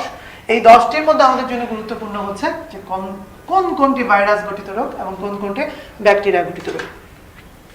ভাইরাসের কিছু উপকারী দিকও আছে, সেই উপকারী দিকগুলোকে আমরা পরেই আলোচনা করব, কারণ ভাইরাস আমাদের জন্য বেশি মাত্রায় ক্ষতিকারক। ভাইরাসের উপকারী দিক মনে রাখার জন্য আমরা একটা ছোটখাটো নিমোনিক্স মনে রাখতে পারি। আমরা মনে রাখবো প্রতিটি পোকা ও ব্যাকটেরিয়া বিমুক্ত জীব। প্রতিটি দিয়ে আমরা মনে রাখবো প্রতিষেধক তৈরি। বসন্ত, পোলিও, প্লেগ, টাইফয়েড, জন্ডিস, জলাতঙ্ক এই রোগগুলোর প্রতিষেধক তৈরি করা যেতে পারে ভাইরাস থেকে। পোকা এবং ব্যাকটেরিয়া দিয়ে আমরা মনে রাখবো ক্ষতিকারক পোকা এবং ব্যাকটেরিয়া ধ্বংস। বিমুক্ত আমরা মনে রাখবো বিবর্তন সংক্রান্ত জ্ঞান অর্জনে।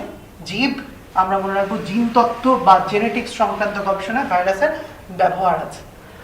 আমরা চলে যাচ্ছি ব্যাকটেরিয়া সংক্রান্ত আলোচনায়। আমরা একটু আগেই বলেছি ভাইরাস এবং ব্যাকটেরিয়া দুটোই অণুজীব, কিন্তু ভাইরাস এবং ব্যাকটেরিয়ার মধ্যে প্রধান পার্থক্য হচ্ছে ভাইরাসে কোনো সেল থাকবে না, এটা একটা এসেলুলার অর্গানিজম, এটা কোনো ধরনের ক্লাসিফিকেশনের মধ্যে পড়ে না। ব্যাকটেরিয়া একটা সেলুলার অর্গানিজম, ইউনিসেলুলার অর্গানিজম, এককোষী জীব। এটা অবশ্যই আণুবীক্ষণিক, অতি আণুবীক্ষণিক না। ব্যাকটেরিয়ার মধ্যে একটা সেল মেমব্রেন থাকবে, ভেতরে একটা সাইটোপ্লাজম থাকবে, নিউক্লিয়াস থাকবে, সব ধরনের এনজাইম থাকবে। ব্যাকটেরিয়া স্বাধীনভাবে নিজের জনন পদ্ধতি পরিচালনা করতে পারবে। ব্যাকটেরিয়ার ক্ষেত্রে আমরা ভাইরাসের মতোই বিজ্ঞানীদের নাম মনে রাখার চেষ্টা করব। ব্যাকটেরিওলজির জনক বলা হচ্ছে যাকে, তার সাথে অণুবীক্ষণ যন্ত্র আবিষ্কারের সম্পর্ক আছে, অ্যান্থনি ফন লিওনেল। ব্যাকটেরিয়ার নামকরণ করেছেন অ্যারেনবার্গ। ব্যাকটেরিয়া তত্ত্ব প্রতিষ্ঠা করেছেন লুই পাস্তুর। লুই পাস্তুরের আরো দুটি ভূমিকা আছে, একটি হচ্ছে পাস্তুরাইজেশন অফ মিল্ক, আরেকটি হচ্ছে জলাতঙ্কের টিকা আবিষ্কার। এই বিজ্ঞানীগুলোর নাম মনে রাখা, ভাইরাস এবং ব্যাকটেরিয়ার মধ্যে প্রধান পার্থক্য মনে রাখা, এই দুটো জিনিস যখন আমরা কমপ্লিট করবো, এরপর আমরা চলে যাব ব্যাকটেরিয়ার ক্লাসিফিকেশনে। ব্যাকটেরিয়ার ক্লাসিফিকেশন হতে পারে তিন ভাবে। এক নাম্বার হচ্ছে গাঠনিক দিক বিবেচনায়। গাঠনিক দিক বিবেচনায় ভাইরাস কি হতে পারে? কক্কাই, গোলাকৃতির হতে পারে। সেই গোলাকৃতির জিনিসগুলো ডিসক্রিটলি সাজানো থাকতে পারে, জোড়ায় জোড়ায় থাকতে পারে, চেইন আকারে থাকতে পারে, অনিয়মিতভাবে থাকতে পারে, নিয়মিতভাবে গুচ্ছাকারে থাকতে পারে। আমরা বলি মাইক্রোকক্কাই, ডিপ্লোকক্কাই, স্ট্রেপ্টোকক্কাই যখন চেইন আকারে থাকে, স্টাফাইলোকক্কাই যখন অনিয়মিতভাবে গুচ্ছাকারে থাকে, এবং সর্বশেষ হচ্ছে সার্সিনা যখন নিয়মিতভাবে গুচ্ছাকারে সাজানো থাকে। গাঠনিকভাবে ভাইরাস হতে পারে বেসিলাই, লম্বাকৃতির ভাইরাস। ভাইরাস হতে পারে স্পাইরিলিয়াম, স্পাইরাল শেপ। স্পাইরাল শেপের কথা মনে আসলে আমরা মনে রাখবো স্পাইরোগাইটার কথা, স্পাইরিলিয়াম। ভাইরাস হতে পারে কোমা শেপ। কোমা শেপ বলতে বোঝাচ্ছে একদম কোমা আকৃতির ভাইরাস, যেটা আমরা দেখি ভিব্রিও কলেরির ক্ষেত্রে। কলেরা রোগের যে ব্যাকটেরিয়া আছে সেটি কমা শেপড ব্যাকটেরিয়া। তাহলে গাঠনিক দিক থেকে ব্যাকটেরিয়া হতে পারে এই 4 ধরনের। 2 নম্বর যে ক্লাসিফিকেশন সেটা হচ্ছে গ্রাম স্টেইনিং এর উপর ভিত্তি করে। গ্রাম স্টেইন বলতে বোঝানো হয় একটি নির্দিষ্ট মাত্রার স্টেইনিং বা রঞ্জক দ্রব্য বিভিন্ন ধাপে ব্যবহার করার পরে সর্বশেষ ব্যাকটেরিয়া যে রংটি ধারণ করবে, এবং আমরা মাইক্রোস্কোপের নিচে যে রংটি দেখে ব্যাকটেরিয়াকে আইডেন্টিফাই করতে পারবো, সেই জিনিসটি হচ্ছে গ্রাম স্টেইন। গ্রাম স্টেইনের উপর ভিত্তি করে ব্যাকটেরিয়া হতে পারে 2 ধরনের। গ্রাম পজিটিভ, যেটি ভায়োলেট কালার নেয়, এবং আরেকটি হতে পারে গ্রাম নেগেটিভ, যেটি পিঙ্ক কালার নেয়। সর্বশেষ যে ক্লাসিফিকেশন, এবং খুবই ইন্টারেস্টিং ক্লাসিফিকেশন, যেটা আমাদের অন্য আরেকটি আলোচনার সাথে মিলে যায়, সেটি হচ্ছে ফ্লাজেলার সংখ্যা, অবস্থান এবং বিন্যাসের উপর ভিত্তি করে। ফ্লাজেলার সংখ্যা এবং বিন্যাস। আমরা জানি ফ্লাজেলার সংখ্যা এবং বিন্যাসের উপর ভিত্তি করে ব্যাকটেরিয়া হতে পারে 5 ধরনের। এ ট্রাইকাস, এ শব্দটার অর্থ আমরা জানি, এ প্রিফিক্সটি ব্যবহার করা হয় নো অর্থে। মোনোট্রাইকাস, লোফোট্রাইকাস, এমফিট্রাইকাস এবং পেরিট্রাইকাস। প্রথম প্রিফিক্স নির্দেশ করছে ফ্লাজেলা সংখ্যা এবং কখনো কখনো অবস্থান বা বিন্যাস। ট্রাইকাস দিয়ে আমরা ফ্লাজেলা বোঝাচ্ছি। এ ট্রাইকাসের ছবিটি হচ্ছে এরকম, কোনো ফ্লাজেলা নেই। মোনোট্রাইকাস, একটি মাত্র পোলে একটি মাত্র ফ্লাজেলা। লোফোট্রাইকাস, একটি মাত্র পোলে একগুচ্ছ ফ্লাজেলা। অ্যামফিট্রাইকাস, 2টি পোলে একগুচ্ছ ফ্লাজেলা। এবং পেরিট্রাইকাস, সব দিকে একই রকম ফ্লাজেলা, যেটা আমরা ই কোলাই বা ইশেরিশিয়া কোলাইয়ের গঠনে দেখতে পাই। এই আলোচনাটা কেন ইন্টারেস্টিং? আমরা যখন নিউরনের ক্লাসিফিকেশন পড়ি, তখন নিউরনের ক্লাসিফিকেশনে এই ধরনের কিছু ছবি আমরা দেখতে পাই। আমি ছবিগুলো এঁকে দেখাতে চাচ্ছি। প্রথমে একটা নিউরন হতে পারে এরকম, একটা নিউরন হতে পারে এরকম, একটা নিউরন হতে পারে এই ধরনের, একটা নিউরন হতে পারে এই ধরনের, একটা নিউরন হতে পারে এই ধরনের। আমরা যদি ছবিগুলো পাশাপাশি রাখার চেষ্টা করি, আমরা কিন্তু খুব সুন্দর একটা সিমিলারিটি দেখতে পাই। Apolar neuron, unipolar neuron, pseudo unipolar neuron, bipolar neuron এবং মাল্টিপোলার নিউরন, যেটি সবচেয়ে বেশি অংশে দেখা যায়। আমাদের ফ্লাজেলা ভিত্তিক যে প্রকারভেদটা আছে সেটার উদাহরণটা মনে রাখতে পারলে ভালো, এমসিকিউর জন্য আমাদের সুবিধাজনক হবে। প্রথমটির উদাহরণ হচ্ছে ডিপথেরিয়া, দ্বিতীয়টি হচ্ছে কলেরা, তৃতীয়টি হচ্ছে স্পাইরিলিয়াম, চতুর্থটি হচ্ছে সার্সিনা, সর্বশেষ হচ্ছে সালমোনেলা। ব্যাকটেরিয়ার ক্লাসিফিকেশন শেষ। ব্যাকটেরিয়ার ক্লাসিফিকেশন 3 ভাবে করা যায়, সেটা আমরা আলোচনা করলাম। ব্যাকটেরিয়ার গাঠনিক দিক নিয়ে আমরা এবার আলোচনা করব। ব্যাকটেরিয়ার গাঠনিক দিকে আলোচনা যখনই চলে আসে, আমরা আলোচনা করতে পারি ইকোলাই ব্যাকটেরিয়ার গঠন সম্বন্ধে। ইকোলাই ব্যাকটেরিয়ার গঠন যেভাবেই আলোচনা করা হোক না কেন বইয়ে, আমরা এটাকে আরেকটু সরলীকৃত ফর্মে আলোচনা করতে পারি। একটা ইকোলাই ব্যাকটেরিয়ার ক্ষেত্রে আমরা কি দেখতে পাই, সেই গঠনটা নিয়ে আমরা একটু আলোচনা করতে পারি। ইকোলাই ব্যাকটেরিয়াকে আমরা 3টা অংশে ভাগ করতে পারি। ব্যাকটেরিয়া গঠনকে বাইরের দিকে কি আছে, ভেতরের দিকে কি আছে, এর ঠিক মাঝামাঝি অংশে কি আছে, এই 3টি অংশে যদি আমরা ভাগ করি, তাহলে ইকোলাই ব্যাকটেরিয়ার গঠনটা কমপ্লিট হয়ে যায়। সবচেয়ে বাইরে থাকতে পারে 3টা জিনিস, সবচেয়ে ভেতরে থাকতে পারে 3টা জিনিস, মাঝামাঝি থাকতে পারে 3টা জিনিস। তাহলে আমরা এই ক্ষেত্রে বলতে পারি যে রুল অফ 3, ইকোলাই ব্যাকটেরিয়ার গঠনে রুল অফ 3 ফরম্যাট ফলো করে। বাইরে থাকবে, সবচেয়ে বাইরের দিকে ক্যাপসুল থাকতেও পারে, নাও থাকতে পারে। ইকোলাই ব্যাকটেরিয়ার ক্ষেত্রে ক্যাপসুল থাকে। 2 নাম্বার আমরা যেটা মনে রাখবো সেটা হচ্ছে সেল ওয়াল। একটা সেল ওয়াল থাকবে ক্যাপসুলের ঠিক নিচে, এবং সর্বশেষ থাকবে সেল মেমব্রেন বা প্লাজমা মেমব্রেন। সবচেয়ে ভেতরে থাকবে কি কি? সবচেয়ে ভেতরে থাকবে সাইটোপ্লাজম। সাইটোপ্লাজমের মধ্যে অবস্থান করবে নিউক্লিয়াস, যেই নিউক্লিয়াসটাকে বলা হচ্ছে প্রোনিউক্লিয়াস বা আদি নিউক্লিয়াস বা নিউক্লিওয়েড, তিনটে নামই আমরা মনে রাখবো। এবং নিউক্লিয়াস বহির্ভূত গোলাকার যে ডিএনএ অংশ, যেটা রিকম্বিনেন্ট ডিএনএ টেকনোলজিতে ব্যবহার করা হয় এবং কিছু কিছু ক্ষেত্রে ব্যাকটেরিয়ার জননে ব্যবহৃত হচ্ছে, সেটি হচ্ছে প্লাজমিড। সর্বশেষ মাঝামাঝি অংশে যা যা আছে তা হচ্ছে 1 নম্বর ফ্লাজেলা, আমরা জানি ফ্লাজেলিন নামক প্রোটিন দিয়ে তৈরি। 2 নম্বর হচ্ছে পিলি, এবং সর্বশেষ হচ্ছে মেসোজোম। মেসোজোম জিনিসটা হচ্ছে যখন সেল মেমব্রেনের একটা এক্সট্রা অংশ ভেতরের দিকে বা সাইটোপ্লাজমের দিকে বর্ধিত হবে, তখন সেটাকে বলা হচ্ছে মেসোজোম। মেসোজোমের শ্বসনে ভূমিকা আছে। ফ্লাজেলা নড়াচড়া করতে সাহায্য করে, পিলি কোনো কিছুর সাথে আটকে রাখতে সহায়তা করে। তাহলে ইকোলাই ব্যাকটেরিয়ার ক্ষেত্রে আমরা যদি রুল অফ 3 মনে রাখি, তাহলে গঠনটা মনে রাখা আমাদের জন্য সহজ। ইকোলাই ব্যাকটেরিয়ার কিছু উপকারী দিক আছে, অর্থনৈতিক গুরুত্বের আলোচনা করতে গেলে সেই নামগুলো চলে আসবে।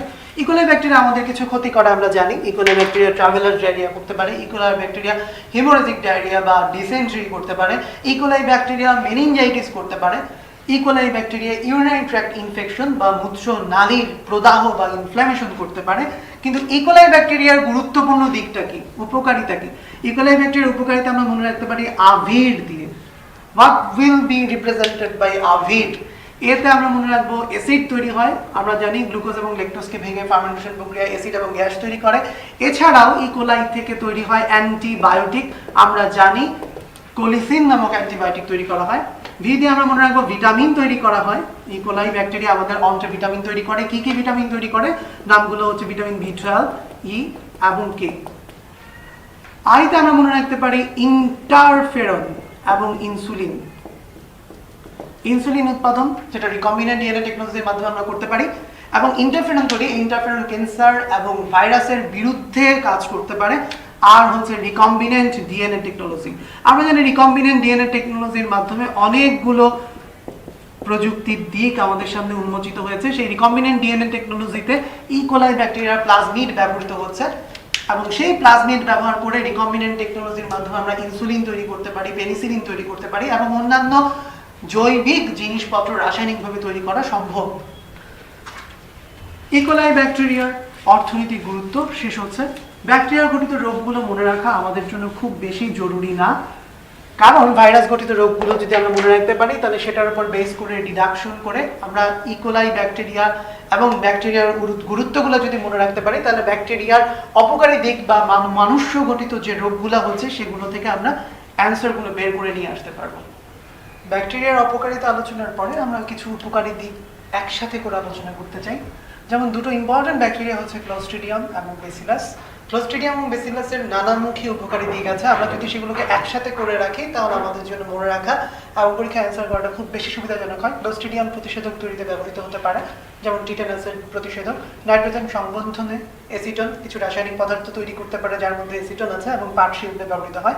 বেসিলাস অ্যান্টিবায়োটিক তৈরিতে ব্যবহার করা হয়। বেশ কয়েকটি অ্যান্টিবায়োটিক বেসিলাস থেকে তৈরি করা যায়। বেসিলাস পতঙ্গনাশক, বেসিলাস থারিঙ্গিয়ানসিস পতঙ্গনাশক হিসেবে কাজ করে, এবং রাসায়নিক দ্রব্য ল্যাকটিক অ্যাসিড তৈরিতে বেসিলাসের ভূমিকা আছে। সর্বশেষ ব্যাকটেরিয়ার যে জিনিসটা আলোচনা করবো আমরা, সেটা হচ্ছে ব্যাকটেরিয়ার জনন পদ্ধতি।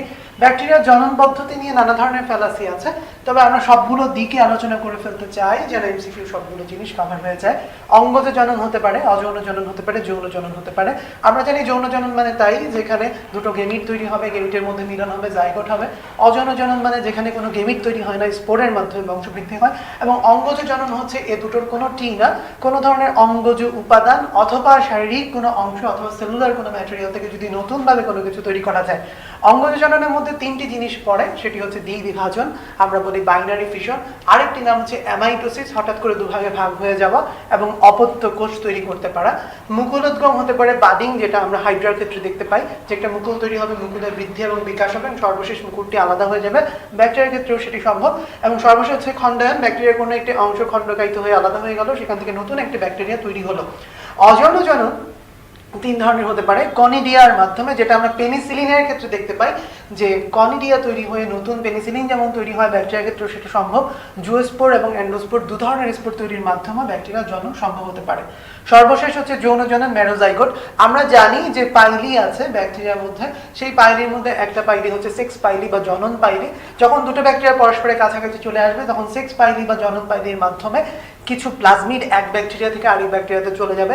দুটো ব্যাকটেরিয়ার প্লাজমিড যখন এক ব্যাকটেরিয়ার মধ্যে অবস্থান করবে এবং সেই প্লাজমিড দুটো যখন কনজুগেশন হবে, মিলিত হবে, তখন সেই জিনিসটাকে বলা হচ্ছে ম্যারোজাইগোট। সেই ম্যারোজাইগোট থেকে যদি নতুন ব্যাকটেরিয়া তৈরি করা যায় এবং ব্যাকটেরিয়ার সংখ্যা বৃদ্ধি হয়, তাহলেই সেটি হচ্ছে যৌন জনন পদ্ধতি।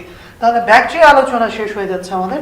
ভাইরাস এবং ব্যাকটেরিয়ার পরে সর্বশেষ যে অণুজীবটি নিয়ে আমরা আলোচনা করব, সবচেয়ে বেশি গুরুত্বপূর্ণ এবং সবচেয়ে বেশি মজার, সেটি হচ্ছে ম্যালেরিয়া পরজীবী, যার নাম হচ্ছে প্লাজমোডিয়াম। আমরা ম্যালেরিয়া শব্দটার অর্থ দিয়ে আগে শুরু করি না কেন। ম্যালেরিয়া শব্দটি অর্থ হচ্ছে ম্যাল এরা। ম্যাল মানে হচ্ছে খারাপ, এরা এসেছে এয়ার থেকে, তার মানে হচ্ছে দূষিত বাতাস বা খারাপ বাতাস। সর্বপ্রথম ম্যালেরিয়া যে রোগটি ছড়িয়ে পড়ছিল সেটি যে একটা জীবাণু ঘটিত রোগ, সেটা অনেকেরই আন্দাজের বাইরে ছিল, অনুমানের বাইরে ছিল। পরবর্তীতে আবিষ্কৃত হয়েছে যে ম্যালেরিয়া একটি পরজীবী দ্বারা সংঘটিত রোগ, যেই পরজীবীর পোষক হচ্ছে মশকি। ম্যালেরিয়া রোগের যে বাহক, সেই বাহকের নাম হচ্ছে অ্যানোফিলিস নামক মশকি। অ্যানোফিলিস মশকি পরিবহন করে প্লাজমোডিয়ামের জীবাণু। সেই প্লাজমোডিয়ামের জীবাণু যখন মানুষের শরীরে প্রবেশ করছে তখন ম্যালেরিয়া রোগ সংক্রমণ প্রক্রিয়া শুরু হয়ে যাচ্ছে। প্লাজমোডিয়াম গণের অন্তর্ভুক্ত প্রজাতির সংখ্যা অনেক, কিন্তু এর মধ্যে 4টি প্রজাতি মানুষের রোগ তৈরি করতে পারে। একটি হচ্ছে প্লাজমোডিয়াম ফেলসিপেরাম, প্লাজমোডিয়াম ম্যালেরি, প্লাজমোডিয়াম ভাইভাক্স এবং সর্বশেষ প্লাজমোডিয়াম ওভালি। এই 4 ধরনের ম্যালেরিয়া পরজীবী 4 ধরনের জ্বর, 4 ধরনের ম্যালেরিয়ার সংক্রমণ তৈরি করতে পারে। সেই আলোচনায় যাওয়ার আগে আমরা আলোচনা করতে চাই হোস্ট সম্পর্কে। ম্যালেরিয়া পরজীবী দুটো পোষক দেহে অবস্থান করে। দুটো পোষক দেহে তার জীবনচক্রের 2 ধরনের ঘটনা সংঘটিত হয়। একটি হচ্ছে মানুষের দেহ, একটি হচ্ছে অ্যানোফিলিস মশকির দেহ। হোস্টকে আমরা 2 ভাগে ভাগ করতে পারি। একটি হচ্ছে প্রাইমারি হোস্ট বা ডেফিনিট হোস্ট, আরেকটি হচ্ছে সেকেন্ডারি হোস্ট বা ইন্টারমিডিয়েট হোস্ট। যেই পোষকের দেহে যৌন জনন সংঘটিত হয় তাকে বলা হচ্ছে প্রাইমারি হোস্ট, আর যার দেহে অযৌন জনন সংঘটিত হচ্ছে তাকে বলা হচ্ছে সেকেন্ডারি হোস্ট। ম্যালেরিয়া পরজীবীর জন্য মানুষ হচ্ছে সেকেন্ডারি হোস্ট। মানুষের দেহে অযৌন জনন সংঘটিত হয়, আমরা জানি সেই অযৌন জনন পদ্ধতিটার নাম হচ্ছে সাইজোগনি। সাইজোগনি শব্দটা এসেছে সাইজোন থেকে। সাইজোন মানে হচ্ছে বহু বিভাজনরত নিউক্লিয়াসের একটি অবস্থা। আর প্রাইমারি হোস্ট হচ্ছে অ্যানোফিলিস মশকি। অ্যানোফিলিস মশকির দেহে যৌন জনন সংঘটিত হয়। আমরা জানি যে গেমিটোগনি নামক একটি অধ্যায় আছে, সেই গেমিটোগনিতে গেমিট তৈরি হয়, গেমিটের মিলনে জাইগোট তৈরি হয়, যা মশকির ক্রপের অভ্যন্তরে সংঘটিত হয়। আমরা চলে যাচ্ছি প্লাজমোডিয়ামের যে 4টি প্রজাতি, সেই 4টি প্রজাতির নামগুলোতে এবং তাদের দ্বারা সংঘটিত জ্বর। প্লাজমোডিয়াম ফেলসিপেরাম আমরা জানি এটি তৈরি করে malignant tertian malaria. Plasmodium malariae তৈরি করে quartan malaria. Plasmodium vivax benign tertian malaria এবং প্লাজমোডিয়াম ওভালি মৃদু টার্সিয়ান ম্যালেরিয়া। এখানে বেশ কিছু শব্দ আছে, শব্দগুলো আমরা একটু ক্লারিফাই করতে পারি। মেলিগন্যান্ট শব্দটা এবং বিনাইন শব্দটা এরা পরস্পরের বিপরীতার্থক শব্দ। মেলিগন্যান্ট মানে হচ্ছে অনেক বেশি হার্মফুল, এটা অনেকগুলো অর্গানকে একই সাথে ইনভলভ করতে পারে, অনেক বেশি সময় ধরে প্যাথোজেনিস চলে এবং অনেক বেশি পরিমাণে আক্রান্ত করা সম্ভব। বিনাইন সেই তুলনায় অনেক বেশি হার্মলেস। এরপরে যে শব্দগুলো আমাদের মাথায় আসে সেটা হচ্ছে টার্সিয়ান এবং কোয়ার্টান। আমরা জানি ম্যালেরিয়া একটা জ্বর বা জ্বরের লক্ষণ বা রোগ লক্ষণ। জ্বর কয় ধরনের হতে পারে সেটা যদি আমরা বুঝতে পারি তাহলে আমরা টার্সিয়ান এবং কোয়ার্টান শব্দটা অর্থ বুঝতে পারবো। ফিভার হতে পারে কন্টিনিউড, প্রতিদিনই জ্বর আসছে, জ্বরের ওঠানামা হচ্ছে। জ্বরের ওঠানামাটা 1 ডিগ্রি সেলসিয়াসের মধ্যে সীমাবদ্ধ, তার মানে জ্বরের ওঠানামাটা হয়তো খুব বেশি সিগনিফিক্যান্ট না। 2 নম্বর হতে পারে রেমিটেন্ট ফিভার। রেমিটেন্ট ফিভার সবসময়ই থাকছে, তবে জ্বরের ওঠানামাটা তার চেয়ে একটু বেশি, 2 ডিগ্রি সেলসিয়াস পর্যন্ত। এবং সর্বশেষ হতে পারে ইন্টারমিটেন্ট ফিভার, যেটা আমরা সবচেয়ে বেশি দেখি, যে প্রতিদিনই কোনো না কোনো সময় জ্বর আসছে, জ্বর ছেড়ে যাচ্ছে, জ্বর সবসময়ই থাকছে না। ইন্টারমিটেন্ট ফিভার 3 ধরনের হতে পারে, কোটিডিয়ান, টার্সিয়ান এবং 3 নম্বর হচ্ছে কোয়ার্টান। কোটিডিয়ান, টার্সিয়ান, কোয়ার্টান, আমাদের এখানে দুটো জিনিস পেয়ে গিয়েছে আমরা, টার্সিয়ান এবং কোয়ার্টান ফিভার মানে কি। কোটিডিয়ান মানে হচ্ছে প্রতিদিনই জ্বর আসছে, প্রথম দিন আসছে, দ্বিতীয় দিন আসছে, তৃতীয় দিন আসছে, জ্বর যাচ্ছে এবং আসছে। টার্সিয়ান ফিভারের মানে হচ্ছে প্রথম দিন জ্বর এলো, দ্বিতীয় দিন জ্বর আসবে না, তৃতীয় দিন আবার জ্বর আসবে। তার মানে একদিন ব্যবধানে প্রথম এবং তৃতীয় দিনে জ্বর আসছে, সেটা হচ্ছে টার্সিয়ান ফিভার। কোয়ার্টান দিয়ে নিশ্চয়ই আমরা বুঝতে পারছি প্রথম দিন জ্বর আসছে, দ্বিতীয় এবং তৃতীয় দিন জ্বরের উপস্থিতি নাই, চতুর্থ দিন আবার নতুন করে জ্বর আসছে। তাহলে আমরা কোয়ার্টান ম্যালেরিয়া যেটা বলছি সেটা হচ্ছে প্লাজমোডিয়াম ম্যালেরিয়ার ক্ষেত্রে দেখা যায়, যে ক্ষেত্রে জ্বর আসা এবং যাওয়ার যে মাঝে মাঝে সময়টা সেটা হচ্ছে মিনিমাম 2 দিন। আর ফেলসিপেরাম যেটা দেখাচ্ছে সেটা হচ্ছে টার্সিয়ান ভাইবাস, টার্সিয়ান ওভালি টার্সিয়ান, যেখানে জ্বর, দুটো জ্বরের মাঝখানের পিরিয়ডে একদিন জ্বর আসে না। আমরা চলে যাচ্ছি প্লাজমোডিয়ামের লাইফ সাইকেলে। প্লাজমোডিয়ামের লাইফ সাইকেলটা খুব ইন্টারেস্টিং। প্লাজমোডিয়ামের লাইফ সাইকেল যদি আমরা বুঝি তাহলে আমরা মোটামুটি একই সাথে দুটো জিনিস বুঝবো। What is incubation period? Incubation period মানে কি, সুপ্তাবস্থা মানে কি। আরেকটা হচ্ছে আমাদের দেহে যে জ্বর আসছে প্লাজমোডিয়াম ভাইভাক্সের কারণে বা প্লাজমোডিয়াম ম্যালেরি, ফেলসিপেরাম বা প্লাজমোডিয়াম ওভালির কারণে, সেটা কিভাবে হচ্ছে। Life cycle of plasmodium. আমরা জানি প্লাজমোডিয়াম দুটো পোষক দেহে অবস্থান করে, একটি মশকির দেহ, একটি মানুষের দেহ। একটি মশকি যে প্লাজমোডিয়ামের জীবাণু বহন করছে, সেই মশকি যদি মানুষকে দংশন করে তাহলে সর্বপ্রথম মানুষের দেহে জীবাণুর যে অবস্থাটা প্রবেশ করবে সেটি হচ্ছে স্পোরোজোয়েট। স্পোরোজোয়েটের পরবর্তী ধাপগুলো কি কি? স্পোরোজোয়েট যখনই মানুষের দেহে প্রবেশ করলো সেটি একটি প্রতিকূল অবস্থা। প্রতিকূল অবস্থাতে যখনই কেউ আসে তখন সে কি করতে চায়? ফেব্রিকেট করতে চায়, তাকে মাস্কিং করতে চায়। স্পোরোজোয়েট শুরুতেই মানুষের দেহে যে প্লাজমা প্রোটিন আছে সেই প্লাজমা প্রোটিনের সাথে নিজেকে বাইন্ড করবে, নিজেকে ঢেকে রাখা বা হিডেন রাখার চেষ্টা করবে। কিছু কিছু শ্বেত রক্তকণিকা স্পোরোজোয়েটকে চিনতে পারবে না, কিন্তু কিছু শ্বেত রক্তকণিকা স্পোরোজোয়েটকে চিনতে পারবে। কিছু স্পোরোজোয়েট ধ্বংস হয়ে যাবে, নষ্ট হয়ে যাবে। কিছু স্পোরোজোয়েট লিভার পর্যন্ত পৌঁছাতে পারবে। এখানে কোশ্চেন আসতে পারে ভাই লিভার, লিভারে কেন? লিভারে ব্লাড সার্কুলেশন অনেক বেশি, যে কোনো দিক থেকে লিভারে পৌঁছানো অনেক সহজ, লিভার থেকে বের হওয়া অনেক সহজ যেহেতু ব্লাড সার্কুলেশন অনেক বেশি। দ্বিতীয়ত লিভারের নিউট্রিশন অনেক বেশি। যেহেতু স্পোরোজোয়েট একটা প্রতিকূল অবস্থায় আছে, সে যেতে চাইবে এমন একটা জায়গায় যেখানে খাদ্য ভাণ্ডারটা অনেক বেশি পরিপূর্ণ। তাহলে কিছু ধ্বংস হবে, কিছু লিভারে যাবে। কিছু লিভারে যাওয়ার পরে কিছু নিজের লাইফ সাইকেলটা সামনের দিকে অগ্রসর করবে, আর কিছু কিছু সুপ্ত অবস্থায় থেকে যাবে। সুপ্ত অবস্থায় থেকে যাওয়া স্পোরোজোয়েটকে বলা হয় হিপনোজোয়েট। স্পোরোজোয়েট যখন লিভারে যাবে, লিভারে যাওয়ার পর তার আকার আকৃতি এবং তার যে গাঠনিক দিক সেটাতে পরিবর্তন আসবে। স্পোরোজোয়েট ছিল কিছুটা, আমরা যদি বলতে চাই, ক্রিমি আকৃতি। স্পোরোজোয়েটের পরবর্তীতে কি হচ্ছে না হচ্ছে সেটা বলার আগে আমরা স্পোরোজোয়েটের গঠন সংক্রান্ত একটা কথা একটু বলতে চাই। স্পোরোজোয়েটের গঠনে যে নামগুলো আছে সেই নামগুলো যদি আমরা মনে রাখতে চাই তাহলে আমরা বলবো প মনে রাখার কথা। প সংযুক্ত চারটি শব্দ স্পোরোজোয়েটের সাথে সংযুক্ত। এক নাম্বার হচ্ছে পেলিকল। স্পোরোজোয়েটের বাইরে একটি আবরণী থাকে, সেটি হচ্ছে পেলিকল। স্পোরোজোয়েটের ঠিক প্রান্তে, যে কোনো একটি প্রান্তে থাকে এপিক্যাল কাপ নামক অংশ। যে এপিক্যাল কাপ হেপাটোসাইট, লিভারের সেলের সাথে নিজেকে সংযুক্ত করতে সহায়তা করে। প দিয়ে আমরা মনে রাখতে পারি ভেতরে আছে একটি জোড় অঙ্গাণু, রকট্রাই। এই রকট্রাই এমন কিছু উপাদান মিশ্রিত করে যা হেপাটোসাইটের সেল মেমব্রেনকে ভেঙে ফেলতে পারে। সর্বশেষ প দিয়ে আমরা মনে রাখতে পারি মাইক্রোপাইল।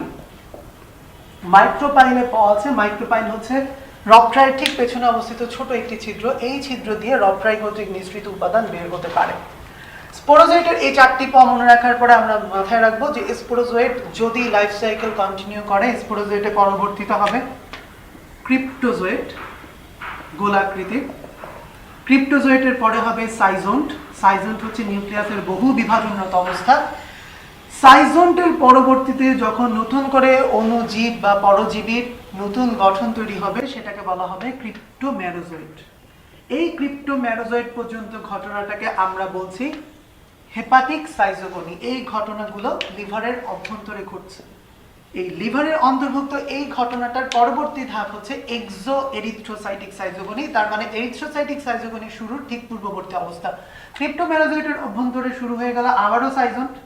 ক্রিপ্টোমেরোজয়েট থেকে নতুন করে আবার যে পরজীবীর দশা তৈরি হলো সেটাকে বলা হচ্ছে মেটাক্রিপ্টোমেরোজয়েট। মেটাক্রিপ্টোমেরোজয়েট দুই ধরনের হতে পারে, আমরা মনে রাখবো মাইক্রো এবং ম্যাক্রো। মাইক্রো এবং ম্যাক্রোর ক্ষেত্রে একটা জিনিস প্রণিধানযোগ্য, সেটা হচ্ছে মাইক্রো এবং ম্যাক্রো নিউক্লিয়াসের আকার নির্দেশ করে না, মাইক্রো এবং ম্যাক্রো নির্দেশ করে কোষের আকার। কোষ যদি হয় মাইক্রো তার নিউক্লিয়াস হবে ম্যাক্রো, কোষ যদি হয় ম্যাক্রো তার নিউক্লিয়াস হবে মাইক্রো। এই জিনিসটা আমরা মাথায় রাখবো। ম্যাক্রো মেটাক্রিপ্টোমেরোজয়েট সামনের দিকে অগ্রসর হয় না, কিন্তু মাইক্রো মেটাক্রিপ্টোমেরোজয়েটই পরবর্তীতে নাম ধারণ করে ট্রফোজয়েট, যেই ট্রফোজয়েট শুরু করে পরবর্তীতে এরিথ্রোসাইটিক সাইজোগনি, যেটা লোহিত রক্তকণিকাকে আক্রমণ করবে। এই যে লিভারের মধ্যে এতগুলো ঘটনা ঘটলো, লিভার সেল ভেঙে বের হয়ে আসছে ট্রফোজয়েট, সেই ট্রফোজয়েট গিয়ে এবার এরিথ্রোসাইটকে আক্রমণ করবে। এখন পর্যন্ত আমাদের দেহে কোনো ধরনের রেসপন্স তৈরি হচ্ছে না, কারণ এই ঘটনাগুলো ঘটছে খুব সীমিত আকারে এবং এই জিনিসগুলো আমাদের দেহের যে প্রতিরক্ষা ব্যবস্থা তারা ডিটেক্ট করতে পারে না। সাধারণত কখন ডিটেক্ট করতে পারে? যখন এই ট্রফোজয়েটকে এরিথ্রোসাইটিক সাইজোগনি শুরু করবে, শুরু করার পর কিছু ধারাবাহিক পরিবর্তন আসবে, ধারাবাহিক পরিবর্তনের পর যখন এরিথ্রোসাইটটা ভেঙে যাবে তখনই শুধুমাত্র আমাদের প্রতিরক্ষা ব্যবস্থার যে শ্বেত রক্তকণিকা আছে তারা সেটা বুঝতে পারে। শ্বেত রক্তকণিকা যখন বুঝতে পারে যে তার সহচর লোহিত রক্তকণিকা ভেঙে যাচ্ছে, তখন শ্বেত রক্তকণিকা নিঃসৃত করে পাইরোজেন নামক পদার্থ। সেই পাইরোজেন নামক পদার্থ রক্তের মাধ্যমে ঘুরে ঘুরে ঘুরে ঘুরে চলে যায় আমাদের ব্রেইনে। সেই ব্রেইনের মধ্যে একটি অংশ আছে হাইপোথ্যালামাস। হাইপোথ্যালামাসে গিয়ে যখন পাইরোজেন স্টিমুলাস দেয় তখন হাইপোথ্যালামাস থেকে নিঃসৃত হয় প্রোস্টাগ্ল্যান্ডিন এবং মোনোঅ্যামাইন নামক কিছু রাসায়নিক উপাদান। এই প্রোস্টাগ্ল্যান্ডিন এবং মোনোঅ্যামাইনই হচ্ছে আমাদের জ্বর তৈরির প্রধান নিয়ামক। প্রোস্টাগ্ল্যান্ডিন এবং মোনোঅ্যামাইনের প্রধান কাজ হচ্ছে আমাদের যে প্রান্তীয় রক্তনালী আছে শরীরে, সেই রক্তনালীগুলোকে সংকুচিত করা।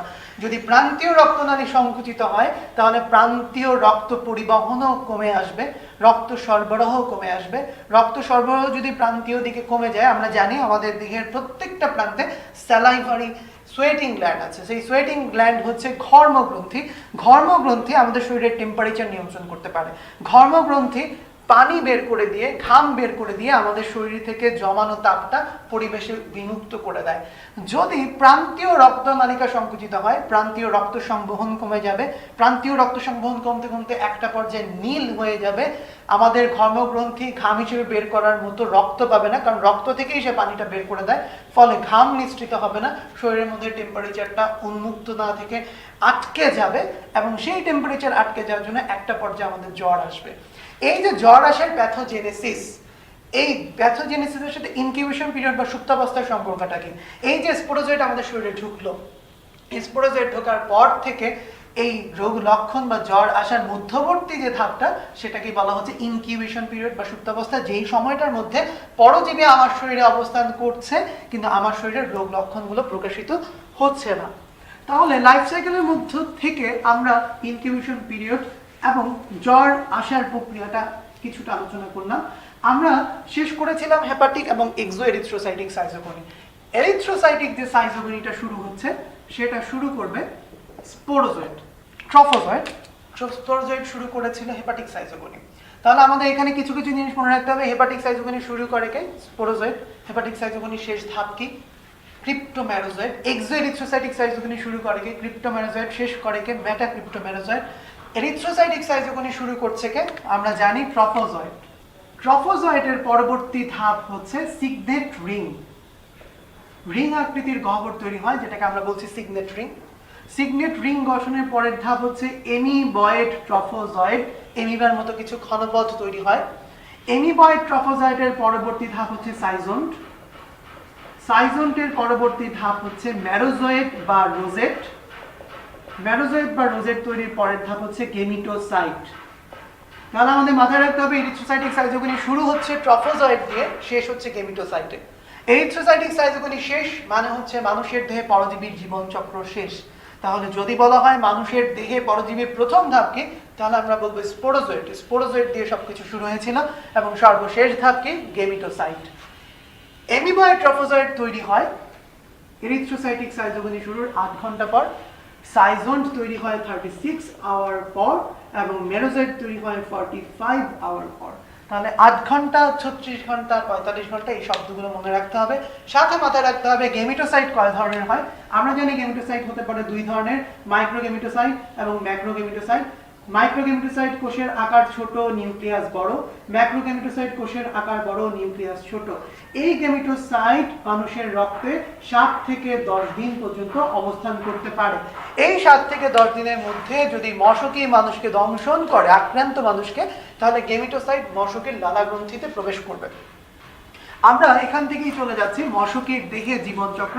মানুষের দেহের জীবনচক্রের সর্বশেষ ধাপ ছিল গেমেটোসাইট, যেটা মাইক্রো এবং ম্যাক্রো হতে পারে। সেই মাইক্রো এবং ম্যাক্রো গেমেটোসাইট যখন মশকের দেহে প্রবেশ করবে তখনই শুরু হবে গেমিটোগনি। গেমিটোগনির প্রথম ধাপ হচ্ছে ফর্মেশন অফ গেমিট। মাইক্রোগেমেটোসাইট থেকে তৈরি হবে মাইক্রোগেমিট, ম্যাক্রোগেমেটোসাইট থেকে তৈরি হবে ম্যাক্রোগেমিট। মাইক্রোগেমিট হচ্ছে মেল গেমিট আর ম্যাক্রোগেমিট হচ্ছে ফিমেল গেমিট। দুটো গেমিট তৈরির প্রক্রিয়ার মধ্যে একটা শব্দ মনে রাখতে হবে, সেটা হচ্ছে এক্সপ্লাজেলেশন। এক্সপ্লাজেলেশন প্রক্রিয়ায় মাইক্রোগেমেটোসাইট থেকে মাইক্রোগেমিট তৈরি হয়। গেমিট তৈরির পরবর্তী ধাপ হচ্ছে জাইগোট তৈরি। যখন দুটো গেমিট একসাথে একীভূত হবে তৈরি হবে জাইগোট। সেই জাইগোট সচল অবস্থা না, জাইগোট একটা নিশ্চল অবস্থা। জাইগোট যখন সচলতা পাবে তখন আমরা সেটাকে বলছি উকিনেট। তাহলে যদি বলা হয় ম্যালেরিয়া পরজীবীর জীবনচক্রে একমাত্র সচল অবস্থা কি, তাহলে সেটি হচ্ছে উকিনেট। উকিনেটই একমাত্র সচলতা দেখায়। এই সচলতার পেছনে প্রধান সূত্রটা কি ছিল? এখানে 55 থেকে 65টি পর্যন্ত কিছু অনুনালিকা থাকে। এই অনুনালিকা বা মাইক্রোটিবিউল উকিনেটকে সচলতা দেয়। উকিনেট কি করে?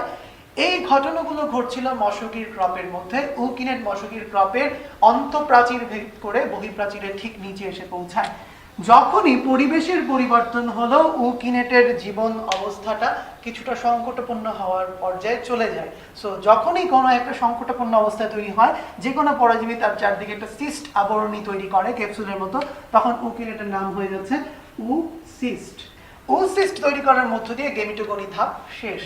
এর পরের ধাপই হচ্ছে স্পোরোগনি, যা মশকির ক্রপে না, মশকির ক্রপে প্রাচীরে সংঘটিত হয়। স্পোরোগনি শুরু হচ্ছে উসিস্ট দিয়ে।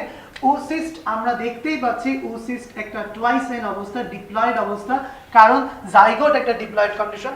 জাইগোট থেকে উকিনেট এবং উসিস্টের মাঝখানে কোনো ধরনের বিভাজন না হওয়ার জন্য উসিস্ট ও ডিপ্লয়েড কন্ডিশন। এই উসিস্ট প্রথমে সংখ্যা বৃদ্ধি করবে মাইটোসিসের মাধ্যমে এবং পরবর্তীতে মায়োসিস সংঘটিত হয়ে হেপ্লয়েড অবস্থায় ফিরে যাবে এবং সর্বশেষ যে হেপ্লয়েড অবস্থা এবং সর্বশেষ যে অবস্থায় মশকির দেহের জীবনচক্র শেষ হতে যাচ্ছে তা হচ্ছে স্পোরোজয়েড। স্পোরোজয়েড লেখার সাথে সাথে আমাদের কাছে ব্যাপারটা ক্লিয়ার হয়ে গেল এইভাবে যে মশকির দেহের জীবনচক্রের যেটা সর্বশেষ ধাপ সেটা মানুষের দেহের জীবনচক্রের সর্বপ্রথম ধাপ। স্পোরোজয়েডে শেষ হচ্ছে, স্পোরোজয়েডেই আবার পরবর্তী ঘটনা শুরু হচ্ছে। এখানে আমরা একটা জিনিস অবশ্যই মনে রাখবো, প্লাজমোডিয়ামের জীবনচক্রের সর্বাবস্থায় সবগুলা কন্ডিশন, স্পোরোজয়েড, ক্রিপ্টোজয়েড, সাইজোন, ট্রফোজয়েড, এমবয়েড, ট্রফোজয়েড, সিগনেট্রিন, সাইজোন, যতগুলো নাম আছে সবগুলাই হচ্ছে হেপ্লয়েড। শুধুমাত্র ডিপ্লয়েড কন্ডিশন হচ্ছে তিনটা, একটা হচ্ছে জাইগোট, একটা হচ্ছে উকিনেট এবং আরেকটা হচ্ছে উসিস্ট।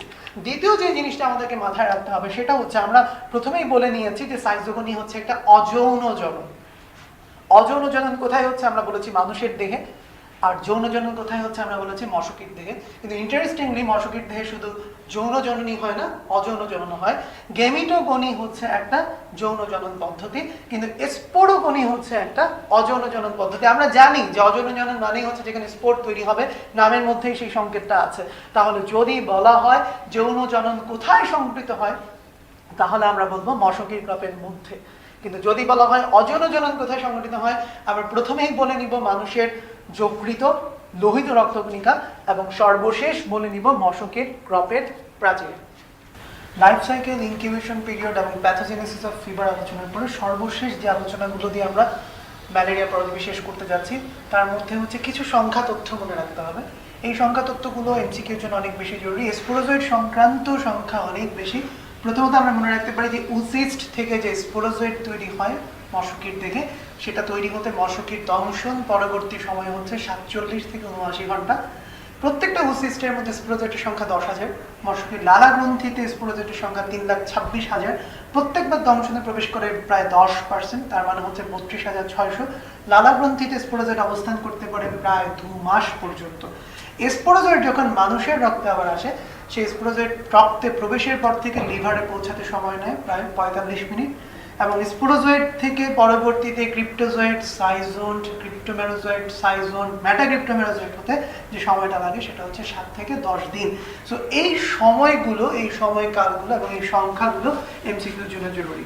ম্যালেরিয়া মূলত ছিল একটি রোগ লক্ষণ, যে রোগ লক্ষণের মধ্যে যা যা পড়ছে তা হচ্ছে ফিভার, হাই ফিভার। সে হাই ফিভার হতে পারে 105 থেকে 106 ডিগ্রি ফারেনহাইট পর্যন্ত। ভালো করে খেয়াল রাখতে হবে ফারেনহাইট পর্যন্ত। এই হাই ফিভারের সাথে সংযুক্ত তথ্য বা উপাত্তগুলো হচ্ছে এটার সাথে অনেক বেশি শিভারিং, অনেক বেশি কাঁপুনি জড়িত, অনেক বেশি ঘাম নিয়ে এই জ্বরটা ছেড়ে যায়। যেহেতু এরিথ্রোসাইটিক সাইজগুলির ফলে এরিথ্রোসাইট ধ্বংস হয়ে যাচ্ছে, ফলে দেখা যাচ্ছে যে এরিথ্রোসাইট নষ্ট হয়ে যাচ্ছে, কমে যাচ্ছে, হিমোগ্লোবিন কমে যাচ্ছে, ফলে রক্ত স্বল্পতা বা রক্তাল্পতা তৈরি হচ্ছে, যাকে আমরা বলছি এনিমিয়া। এবং সর্বশেষ যে কম্পোনেন্টটা মাথায় রাখতে হবে সেটা হচ্ছে হেপাটিক সাইজোগনি হওয়ার ফলে হেপাটোসাইট কিছুটা ধ্বংস হয়। হেপাটোসাইট ধ্বংসের ফলেই হেপাটোসাইট চায় যে তার আগের অবস্থায় রিগেইন করতে। যেহেতু একটা ইনসাল্ট ঘটেছে হেপাটোসাইটের অন্তর ভেতরে, সো হেপাটোসাইট তখন সেখানে হাইপারপ্লেসিয়া এবং হাইপারট্রফি নামক ঘটনা শুরু করে। তার মানে হেপাটোসাইটের কোষগুলোর বিভাজন অনেক বেশি দ্রুত ঘটে, অনেক দ্রুত ঘটে, ফলে হেপাটোসাইটের সংখ্যা বেড়ে যায়, আকার বৃদ্ধি পায়, ফলে তৈরি হয় হেপাটোমেগালি। এই জিনিসটার মানে কি? যকৃত আকারে বড় হয়ে যাওয়া। তাহলে তিনটা জিনিস আমরা মাথায় রাখবো, অনেক বেশি জ্বর, সেই জ্বরের সাথে কাঁপুনি এবং অনেক বেশি ঘাম, রক্ত স্বল্পতা এবং যকৃত বড় হয়ে যাওয়া, সাথে প্লীহাও বড় হয়ে যায়। এই যে ম্যালেরিয়া তৈরি করলো, অ্যানোফিলিস মশকে বহন করে নিয়ে গেল, প্লাজমোডিয়াম পরজীবী আমাদের শরীরে ঢুকলো এবং আমাদের শরীরে যে রোগ লক্ষণগুলো প্রকাশিত হলো, এই টোটাল লাইফ সাইকেলটা প্রিভেন্ট করতে পারি আমরা তিনটা ধাপে। আমরা মশকই ধ্বংস করতে পারি। মশকের দুটো কন্ডিশন আছে, একটা হচ্ছে লার্ভা এবং পিউপা অবস্থা, তার মানে খুব ছোট মশকি এবং পূর্ণাঙ্গ মশকি। ছোট মশকিরা সাধারণত জলজ পরিবেশে তাদের সংখ্যা বৃদ্ধি করে। আমরা যদি কীটনাশক ছড়িয়ে দেই তাহলে অক্সিজেন যাওয়া আসা করতে পারবে না, অক্সিজেনের ঘাটতির জন্য লার্ভা এবং পিউপা নষ্ট হয়ে যেতে পারে। পূর্ণাঙ্গ মশকিকে আমরা আক্রমণ করতে পারি সালফার ডাইঅক্সাইডের ধোঁয়া দিয়ে এবং অন্যান্য রাসায়নিক উপাদান ব্যবহার করে। মশকি ধ্বংস করা যদি সম্ভব না হয় তাহলে নিজেকে প্রতিরক্ষার মধ্যে আনতে হবে। আমরা সেক্ষেত্রে কিছু রিপেলেন্ট ব্যবহার করতে পারি, আমরা কিছু নেট, মসকিউটো নেট ব্যবহার করতে পারি। আমরা যে বিল্ডিংয়ের অন্তর্ভুক্ত এলাকাতে আমরা অবস্থান করছি সেই বিল্ডিংয়ে কিছু রিপেলেন্ট ব্যবহার করতে পারি। সর্বশেষ যদি প্রতিরক্ষা নেওয়ার পরেও কেউ ম্যালেরিয়া জ্বর আক্রান্ত হয় তাহলে সর্বশেষ ধাপ হচ্ছে চিকিৎসা। চিকিৎসার মাধ্যমে ম্যালেরিয়া রোগের প্রতিকার সম্ভব। তবে মনে রাখতে হবে সেক্ষেত্রে ঠিক মতো ডায়াগনোসিসটা হতে হবে যে এটা ম্যালেরিয়া, এটা কনফার্ম হতে হবে। ঠিক মতো ওষুধ নির্বাচন করতে হবে। ওষুধগুলোর অনেক বেশি পার্শ্ব প্রতিক্রিয়া আছে, সেই পার্শ্ব প্রতিক্রিয়াগুলো কাটিয়ে উঠে নির্দিষ্ট ফলো আপের মাধ্যমে চিকিৎসা নিশ্চিত করতে হবে। তাহলে আমাদের অণুজীবের আলোচনাও শেষ হয়ে যাচ্ছে। আমরা ভাইরাস দিয়ে শুরু করেছিলাম। ভাইরাস এবং ব্যাকটেরিয়ার মধ্যে গুরুত্বপূর্ণ কিছু উপাদান নিয়ে আলোচনা করেছি, তাদের মধ্যে পার্থক্য নিয়ে আলোচনা করেছি, তাদের ক্লাসিফিকেশন এবং তাদের অর্থনৈতিক গুরুত্ব আমাদের আলোচনায় ছিল। সর্বশেষ প্লাজমোডিয়ামের গুরুত্ব এবং প্লাজমোডিয়াম কিভাবে প্রতিকার করা যায়, ম্যালেরিয়া কিভাবে প্রতিকার করা যায় সেটা আলোচনা করে আজকে আমাদের আলোচনা আমরা এখানেই শেষ করছি। ধন্যবাদ।